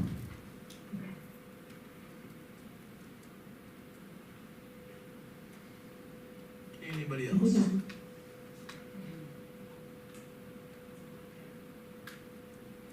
Yes. Yeah. I just want to say this report was extremely comprehensive, extremely well done. There's words and graphs. If you don't understand, if you can't get through the words, you can look at the graphs. I was really blown away with the assessment at the beginning of the report on the feedback that came back from the staff, the families, and the students on the assessment of what we need to do. And we've got a lot of work, and I really do appreciate one of your last sentences in the report were that the recommendations are not exhaustive, and the district must be cognizant that equity work never ends, and it is critical to fully understand that there is no destination to reaching equity, and that there is no stopping point. It is constant, prevalent, and a complex paradigm to maximize humanity and social justice. So, you know, this report is a starting, and long after this board is gone, long after the teachers are gone, long after the team, the admin team is gone, we should have laid the groundwork and the processes for going forward and continually doing this. So thank you very much for your comprehensive and thoroughness of putting this report together. I mean, 95 pages, and I read every single word. 110. 110 pages, okay. But Well, it was good. It's a very good report. Thank you, I appreciate that. And really, it's accolades to your district and really all the stakeholders involved. You as board members, the superintendent, the cabinet, the teachers, the paraprofessionals, our families, our communities, and of course our students. You know, proactively seeking an audit, we know is going to unravel perhaps some uncomfortableness and some vulnerabilities of areas of needed improvement. And so really the acknowledgement, the celebration, the recognition goes to all of you in knowing that we have an expectation as a society to do better for the generations that follow us. And so that document does serve as guiding because the work doesn't end. and believing that we can reach humanity and justice for our kids and really support diversity, equity, and inclusion, modeling that for our students really starts by the community saying that this is important to us and we're committed to this work. So really the thanks is to all of you, the members of the district equity leadership team. It's been my pleasure, and I'm looking forward to the continued collaboration. Great, thank you so much for your time, not just tonight, but thus far throughout this process, and I'm sure we'll be hearing from you again. Thank you, everyone. Good night. Be safe. Thank you, you too. All right, this brings us up to the number 2 on the superintendent's report, the back-to-school COVID protocols. Dr. Wagner, the floor is yours. Okay, I'm gonna grab the clicky thing so we'll see how that goes. The clicky thing, yes. I'm hoping this is.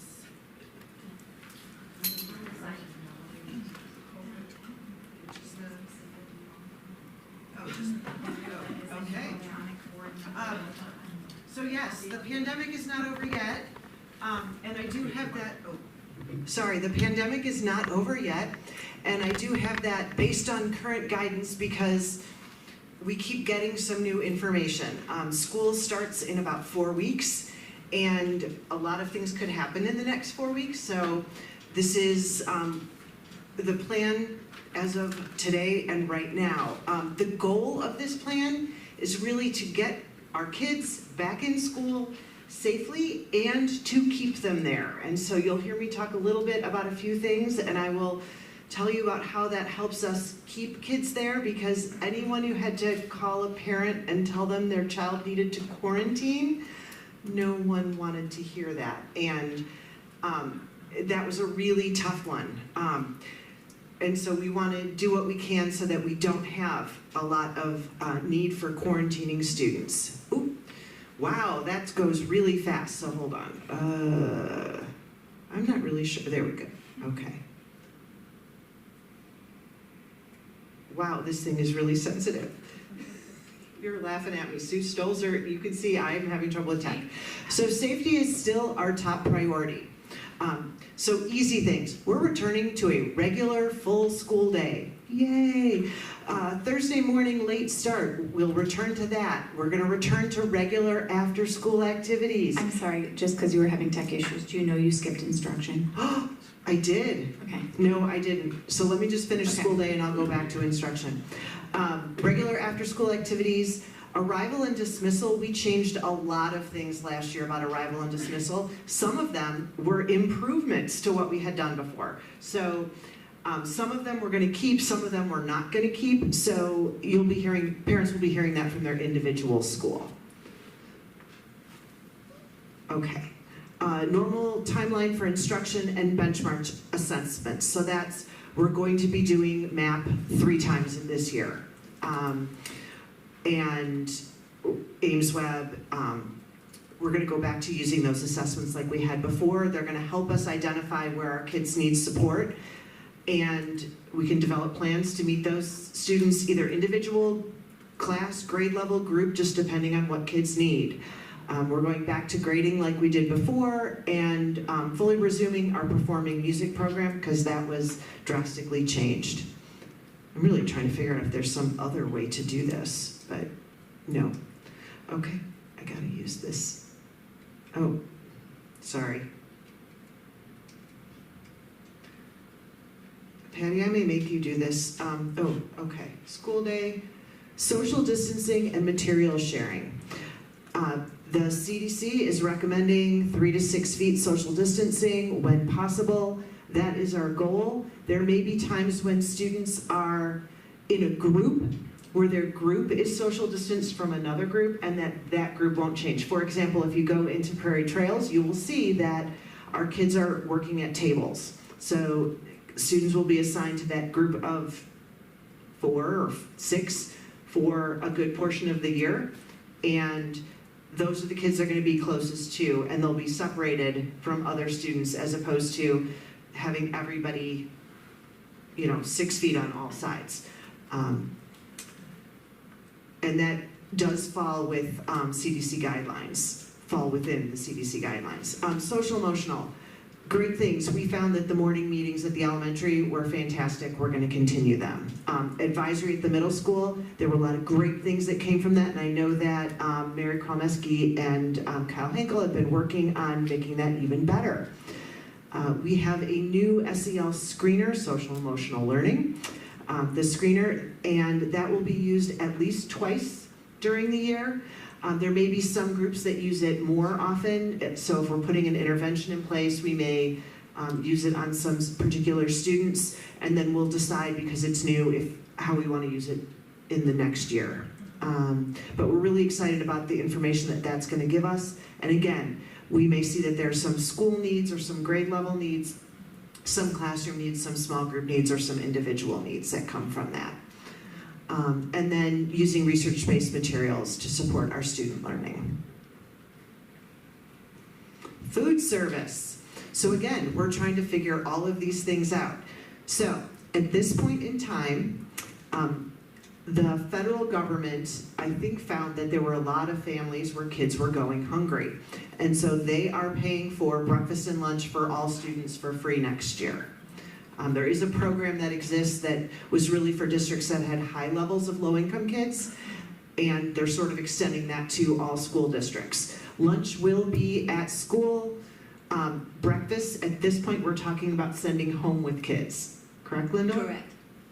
Okay. As we're learning that drinking fountains harbor a lot of yuck, that we're going to continue to encourage kids to bring their own water bottle and use the bottle fillers. Technology. I know that our teachers are going to be really happy about this, although they're not going to be running all around the school like they did at the middle school last year, but I know that Matt and the team and Sue before him were working on having a uniform setup. So if I'm going to set up in this classroom or I'm going to set up in that classroom, it's plug and play, everything looks the same. It's not, I'm in this room, I don't even know which thing to plug where. So we're very excited about that. We will continue with our one-to-one Chromebooks, and we are going to be asking kids to take them to and from school. Kindergarten and first grade students will need to practice and build that and figure out where we are as we're moving forward. And then improved on-site and remote tech support. Transportation, bus capacity, 50 students for our regular morning and afternoon routes. We're going to continue to keep that crossing guard at Euclid and Burning Bush, and it's actually going to help kids probably go each direction from the south side of Euclid to Prairie Trails and the north side of, no, the other way. The south side of Euclid to Indian Grove, and then the north up to Prairie Trails. Activity buses will resume, and I'll talk a little bit more about that. Right now, the CDC is mandating that face masks are required by everyone on any sort of big transportation. So that includes school buses, trains, planes, and all of those. So we have no choice or anything on that, so it's required. Contact tracing. So we will have assigned seats in all classrooms, assigned groups in some classrooms, so if the students are working together, assigned lunch seats, assigned bus seats for AM and PM, and we're still working on how to identify where students sit on an activity bus for contact tracing. It may just be snapping a picture when they get on the bus so we can see where kids are if we need to contact trace. And I'll talk a little more about that when I talk about saliva testing. So, no more lanyards. Yay. We still will send messages out to parents on a somewhat regular basis that remind them about the symptoms to look for if their children have those and not to send them to school if they have them. Saliva testing will be implemented weekly for all staff and students who are not vaccinated and who consent to doing the saliva test. It's pretty simple. You basically drool a little bit into a tube. I have on the bottom that we might need to hire someone, but the state is now paying for this for everybody. It was going to have to cost us $10 per student or staff member per test, and now it's all free, and they're sending us people who are going to be doing this for us.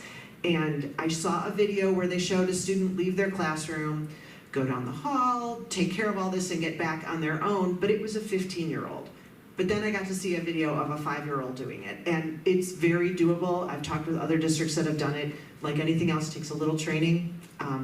But with the saliva tests, we get more flexibility with contact tracing. Now, we haven't gotten the final from Illinois Department of Public Health, but what we're anticipating getting in a week or so is information that says, if we are doing the saliva testing, we can keep kids in school even if they've been exposed. So they do a saliva test on day 1, they do a saliva test on day 3, they do a saliva test on day 5, and then they're fine and they can stay.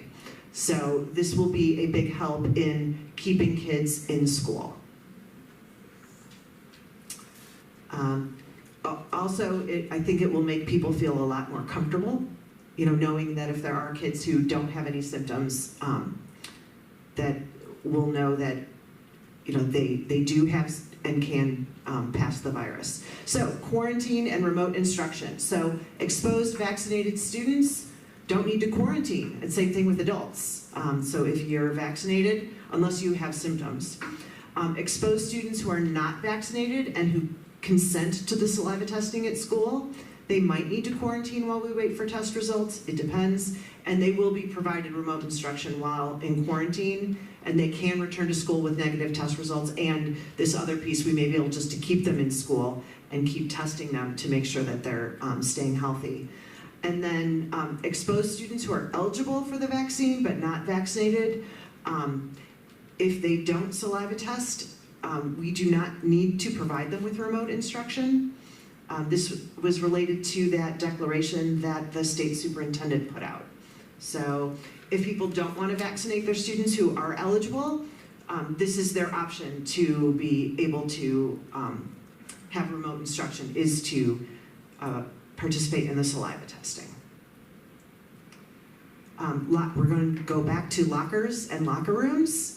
Changing for PE, lockers for student belongings, because we haven't really been using those. Same kind of thing with like coat hooks in the elementaries. So face masks will be required for all unvaccinated staff. They're also required for any staff member who doesn't want to share their vaccination information with us. So they don't want to share, they wear a mask. Also, anyone who wants to continue to wear a mask is very welcome to. They will be required for all students at the very beginning of the school year until we can verify vaccination records. And then once we know who's been vaccinated, they can, the vaccinated students can remove their masks at school. I've already talked with Jody, and we've been talking about working with our social workers and our psychologists and then our classroom teachers so that we make sure that there isn't any bullying, any inappropriate behavior related to some students being masked and some not, because honestly, our students have no say over that, and there are a lot of reasons that people are wearing masks, whether it's to keep a protected sibling at home protected, whether it's, or another family member, could be a personal preference on the family's part. There are many reasons, and we don't share our medical information with others, so there's a lot of reasons that kids will have masks on. And we're going to be looking at the data and recommendations every week. What do our numbers look like? What do our numbers of vaccinated individuals look like? Once we hit a certain number at the middle school, we may say, okay, you know what? We don't need masks here. We should have herd immunity with this large of a group. Our insurance company sent us a, I would say, threatening letter last week that said, if you're not following the CDC guidelines, you may not be covered if someone chooses to sue you. Okay, well, we're going to see where that information goes. And then student health and then community health, what do the numbers look like in our area? Are we seeing that Delta variant? Are we seeing a huge uptick in numbers, or have things stayed really low? And then our health department guidance, federal, state, and the Cook County. Cleaning, our schools will be cleaned and disinfected every day. And hopefully we will have the same thing we had last year with our custodian staff and students working together to keep themselves and our schools clean. They've changed the requirements from the CDC for anything outdoors. No masks are required for outdoor recess or PE. Again, anyone who chooses to wear one can. But if we have indoor recess or PE, masks will be required for anyone who's not vaccinated. School visitors, we're still trying to keep non-essential school visitors, if they're not vaccinated, not at school. Any essential school volunteers and visitors who are not vaccinated must wear masks. And then I will stop. What kinds of questions do you have that are still coming up? There are things that we're still working on. I'm still working on lunch. What will lunch look like? I've been working with the area superintendents, and at this point, most of them are saying lunch will look very similar to last year. We're also talking about Prairie Trails because we can't get enough individual lunch seats for kiddos that are that far apart, so we're talking about, some other school districts are having kids bring in towels and they have a picnic every day, and they did this all last year, or we've got other schools where they're doing some things in classrooms, so we're still working on lunch. That's one thing that's still hanging out there, but I feel like we have a couple of weeks.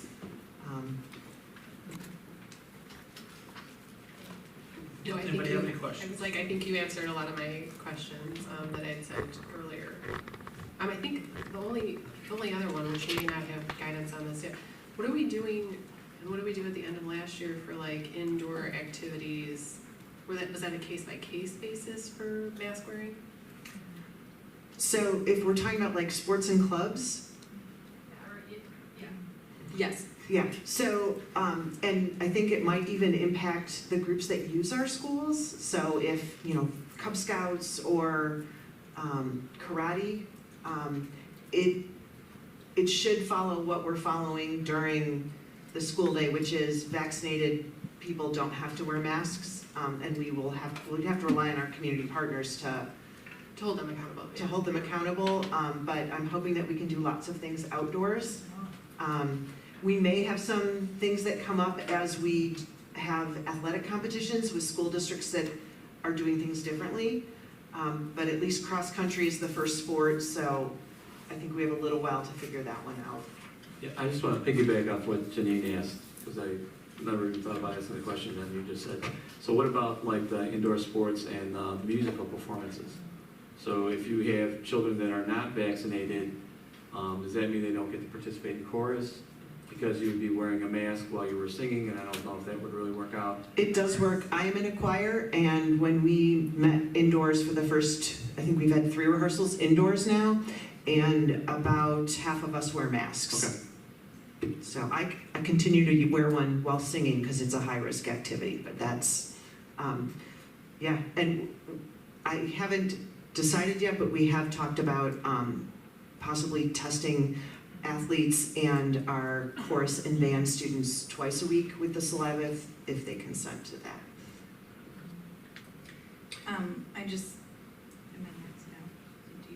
So there were just some small little guys as you were going through. You were talking about sending breakfast home like the night before then, is that how that works? We will send 5 days of breakfast home once a week. Got it, thanks Lyndall. And then as we're talking about like remote instruction or no remote instruction, because there is no remote option, right? Just putting that out there, right? So this is only if kids are quarantining because they've been exposed. Okay. And then, so health screening, when I was looking at this in the board book, I thought there was like, we were gonna have an app or something. So like health screening is just like a reminder to be like, check your kids for these symptoms. We're not submitting anything. Correct. Got it. Correct. And then you were talking about, and then we'll monitor, like at the middle school, if we hit herd immunity, maybe we'll all go non-masked. Similarly, I was working with a bunch of teachers today. I know some are very concerned about the Delta variant and young kids, and if we would we hit a threshold where we would all go masked again because our numbers would climb enough, or? It is possible. There's also that remote possibility that we might go all remote and I sincerely hope that we don't go there. I feel like last year we found ways to keep our kids safe, and I'm hoping that we can continue to do that, even if we need to pull back and add some more layers of, safety for our kids. But, I don't want to go back to remote learning, but yeah, it's possible our little ones might wear masks all year, but I think that it's, my personal view is having them in school, having them learning, having them stay safe. I'm looking at the guidance from, the Departments of Public Health really to help with that. And the new one from the American Association of Pediatrics that just came out, Right. I'd like them to fight it out with the CDC and give us an actual recommendation, but I don't know if that's going to happen. Right, I think that's partly, where some of this is coming from, is that, okay, but so, yeah, I think we should in some ways be prepared for a full spectrum. I'm hoping to communicate with families. I think the second is a Tuesday. Or the second is a Monday, excuse me. I'm hoping to at least provide preliminary information because that's 2 weeks out. Oh, for sure. But I feel like we need this next week because there are a lot of things that could happen. So I have some drafts of things, but nothing is ready to roll yet because I don't have final recommendations yet. So it sounds like, though, our priorities are keeping kids safe in person. Safe and at school, right. So I'm really hoping that the CDC does say something about quarantine because we've been hearing it's supposed to be coming. Okay. So that, if we can do the saliva testing to keep them at school, boy, I want to keep them at school. There's also something about masking that has to do with decreasing the number of, the distance or the number of kids that need to quarantine. So, Okay. But I haven't seen the actual yet. Okay, thanks so much. And this may be one little nuanced item, but for outdoor time, when we were talking about not masking, are we still going to have the playground monitors make up groups that are standing an inch apart from each other and talking right in each other's faces?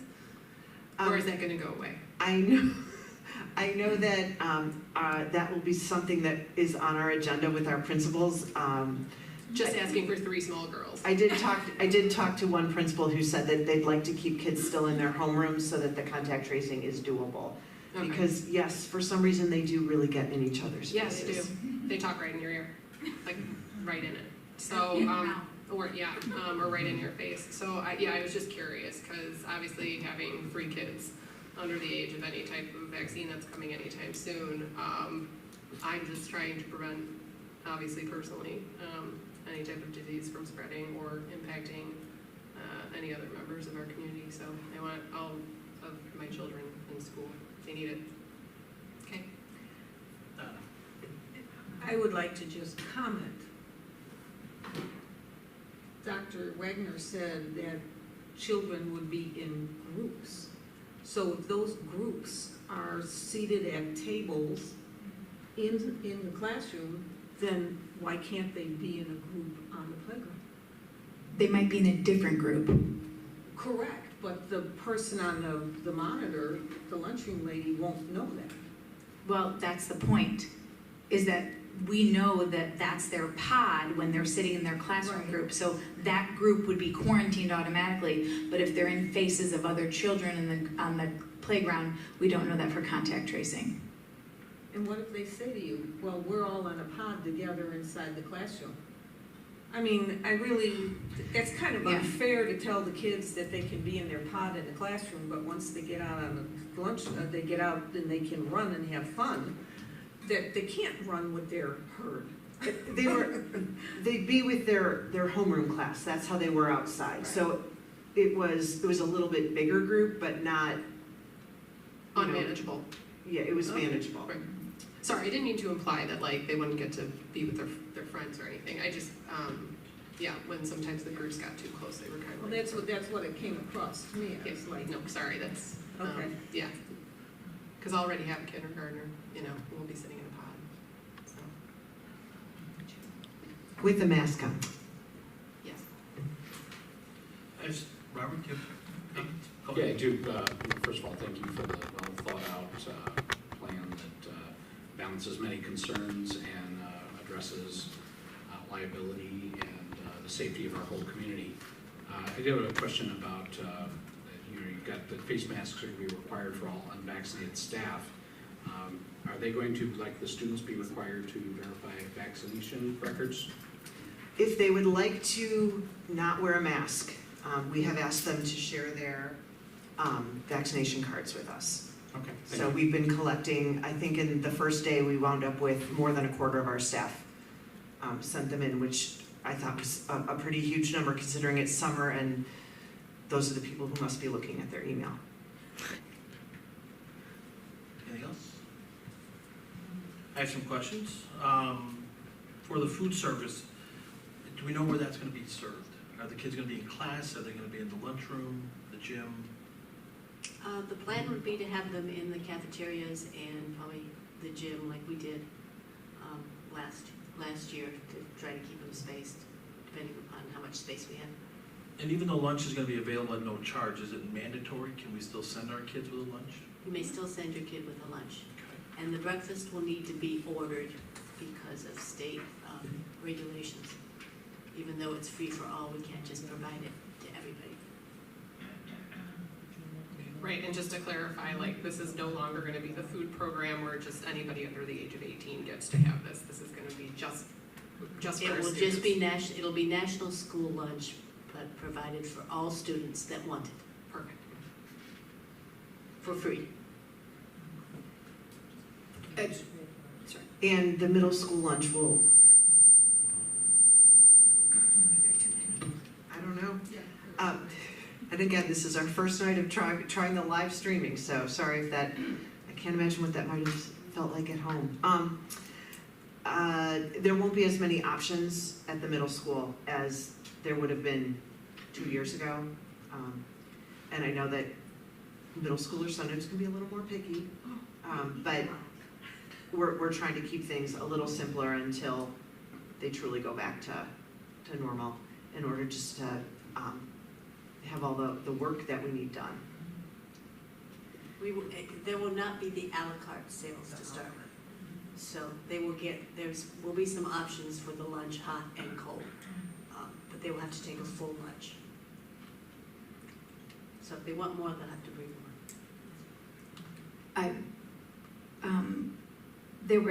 We had some thoughts and questions within our family in that I know we've had actually an influx of extremely generous parents in our community who have donated their school lunch dollars back to the district. And so I wonder if now all students are going to be covered for their lunch and their breakfast, if families wanted to do something, make a donation like in lieu of their child's lunch or fees, is there a way to make that?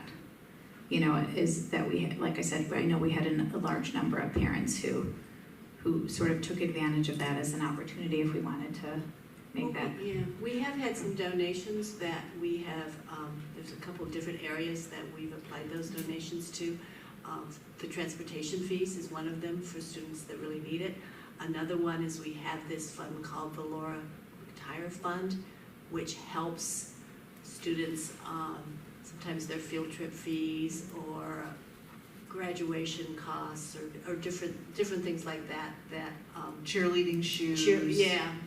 But extra expenses that we put some money into there as well.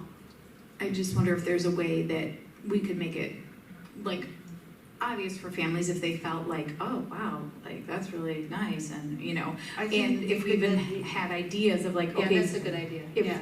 Like, oh, we could also channel it here where we hadn't thought of, or maybe music fees, or who knows. I think we could publicize it, and I as much as I'd like them to give to us, we may also talk with our social workers about who is still giving out dinners or food to a bigger community group and give them that information. So I think I'll work with Ben and we'll work on a communication on that if someone was looking for somewhere to donate. That's a great idea, because we will have some families with little ones or with high schoolers should be getting fed, but yeah, it's a great idea. I had some more questions. So last year, we had the lanyards and the self-screening, but it didn't eliminate any outbreaks. So do we know where the disconnect was? Was it just people didn't know that they had it, or were families not being 100% honest, or do we know? Why do we say it didn't eliminate any outbreaks? Well, we still had cases Well, in the school. But even though we also had children who stayed home, Correct. so it eliminated outbreaks. It eliminated transfer. We didn't have any school transfer, which Okay. I think is the most important part. Great, that's a great point. I would say we did have a couple of kids who came to school not feeling well. I'm seeing a nodded head, you know, whether that was in your class or someone else's, but they were very infrequent.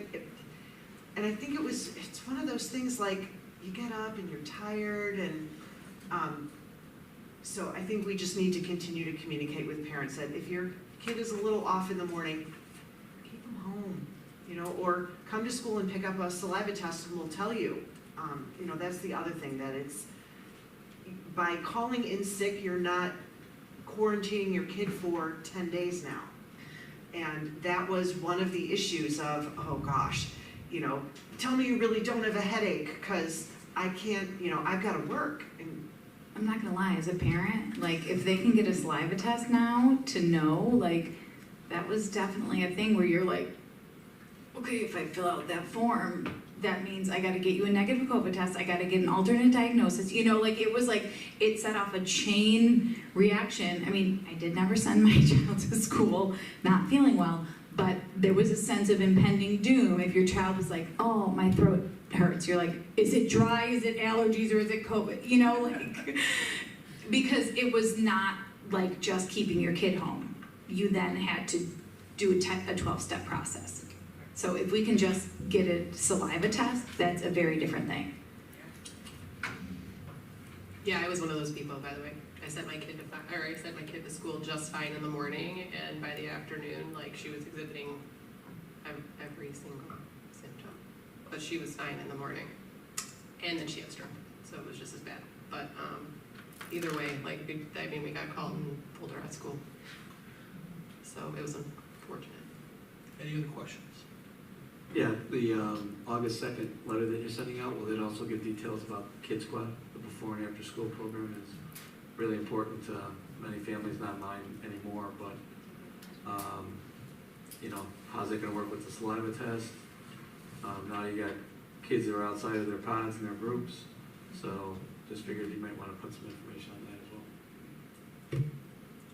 great, thank you for that reminder. I do have one more thing in the superintendent's report, just that I'd like the board to be thinking about. You may not know it, but this setup is pretty complex. And I know that we were talking about, you know, Matt and Ben and their team are working their magic. But we were talking about the possibility of what if we had a single place where we met for board meetings where we could leave some stuff set up. I know we want to show off Prairie Trails, and I think that that is a great thing. Our next meeting will be at Prairie Trails. I'm thinking that when we do community engagement, I would love to be at Prairie Trails, but we have a room here that we used for ECDEC last year. It's got an outside door. It's like, if you're looking at the back of the school, it's the door all the way to the right. It's a little bit bigger than a typical classroom. It's definitely bigger than the old boardroom was. It's got built-in cabinets, it's got a sink. We were thinking about using that room for professional development, and if we were to do that, we would have things ready to go. It would be less manual labor setup. Also talked a little bit with Matt about what the cost would be to outfit Prairie Trails gym. Like, it does need a screen and a projector, but what we would need to do live streaming is a lot more expensive. And so it would be also a, you know, financially, it would probably be a good decision. So we have next meeting at Prairie Trails, and we can talk more about it there. But it's just something that kind of came up as they spent a lot of time working on this. I'm hoping, I did text Ben and say, do we have a, you know, is the streaming working?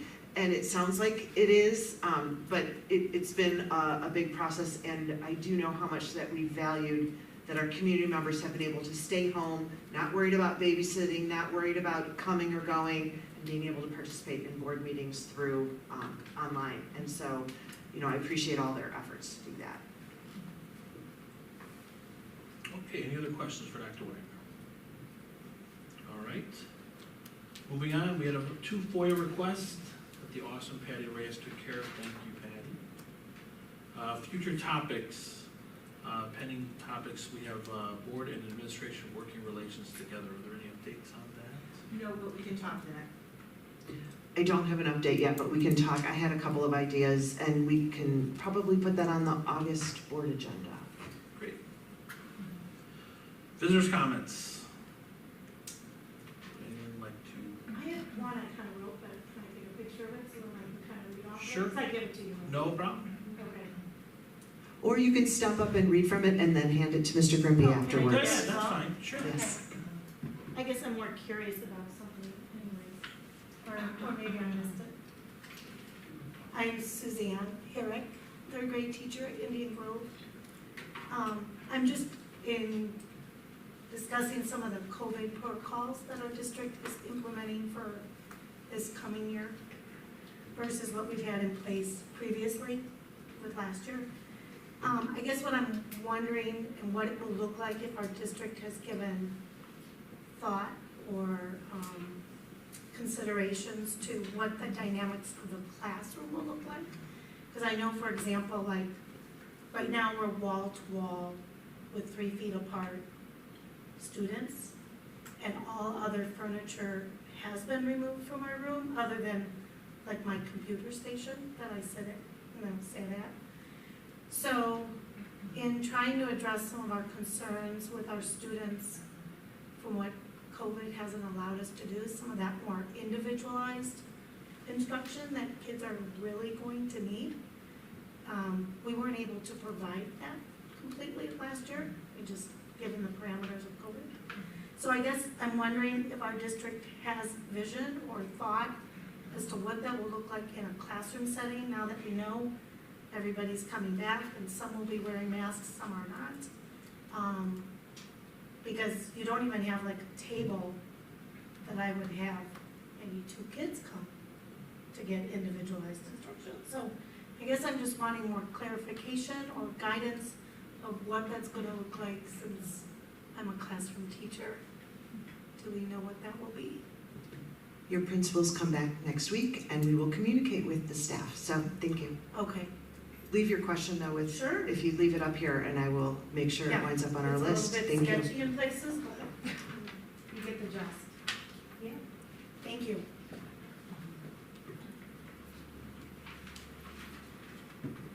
Anyone else?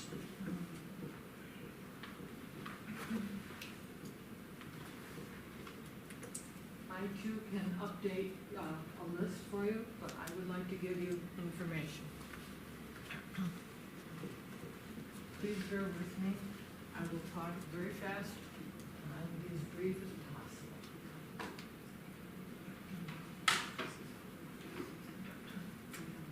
I believe as board members,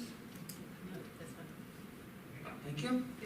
I believe as board members, you are all aware of the Red Hill issue. Is there anyone here who is not? Okay, I will read it. This comes from the Illinois State Board of Education. July 14th, 2021. By electronic email, Mr. Jake Walker, Superintendent of Schools, Red Hill School District 10, Bridgeport, Illinois.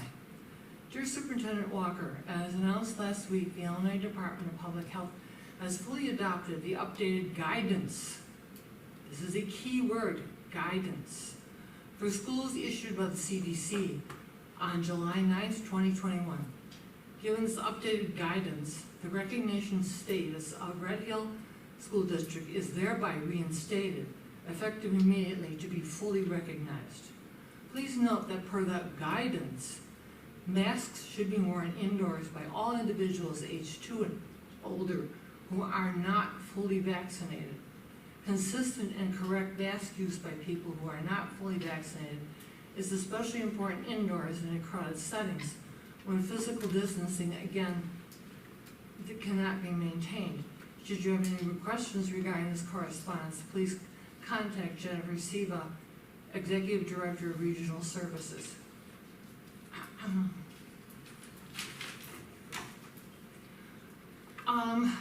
Case for the following. Occupational mask wearing on school buses. Determination of mask wearing is not determined by state or federal departments of transportation. Federal Department of Transportation as well as the IDOT focuses on the safety of buses and land use. They do not have any jurisdiction of mask use on school buses, nor does the CDC. It is a guidance. Persons online have expressed fear that their child will not be allowed on a bus without a mask, or that a driver who allows a child on a bus without a mask will be fired. With the number of folks who are currently electing to not work and the shortage of school bus drivers pre-pandemic, it would not appear to be a good idea to fire any bus drivers unless the district is willing to pay them more than $20 an hour or $600 a week. Okay, optional masks for all students in the classroom. Today, the American Academy of Pediatrics stated that they recommend masks be worn by all children, even those vaccinated. On their website, they do not provide any data, medical or scientific, to back up what they're recommending. A few days ago, the district that is most aligned with District 26 academically and in many other respects is Arlington Heights District 25 that voted that masks are optional. A JAMA pediatric publication on June the 30th, 2021 looked at the experimental assessment of carbon dioxide content in inhaled air with or without face mask results in healthy children. This was a randomized clinical trial. The upshot of it is that, I will get to the chase, it's simply a different scale of collective risk we were facing any point last year. If you want to keep kids at home or in their pods or in their masks, that's up to you. But it is up to you, as in you, the parent. Because the science is quite clear, and if you spent the last month engaged in vaccine skeptics and their effect on the national immunity level, knowing that focusing on the need to protect children for their own sake is a form of risk of harm inflation, too. If one was considerably less contractual damage at stake, the likelihood of our children being sick from coronavirus, as you have seen from the incidents in the district, is very small. The effect of masks for 6 hours a day is larger than the risk of the virus. We try to keep the comments in 3 minutes. If there's any way we can All right, one more respect thing. that, I'd appreciate it. Yes, I will try. I'm doing my best. From a legal standpoint, you made a mention of the attorney talking about the effect of liability if the CDC if the CDC mandates were not followed. Again, in the CDC website, the word guidance is always used. It is not a mandate, which is why other districts in the state have, without any legal liability, opted for optional masks. How is anyone going to prove that they got COVID for school? Does that mean that the school is culpable when kids get the flu? And why shouldn't tort immunity apply to the virus? You have to prove causation to win a case. No one can do that with a virus because there's no way to prove that you got the virus. If legal liability is at risk, please show me where it is written in the Illinois School Code or Title 23 of the Administrative Code. Thank you. Thank you. I'd be more than happy to give you a copy of all this if you would like it. I would appreciate it. Okay? Any other comments? All right. Are we? Are you the person that does this nothing? Yeah.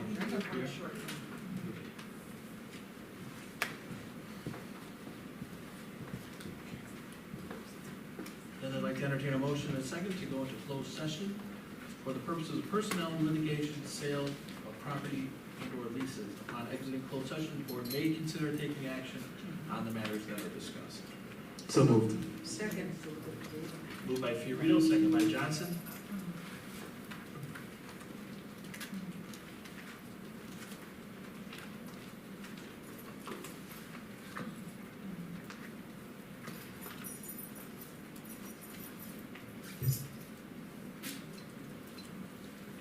Johnson, Yes.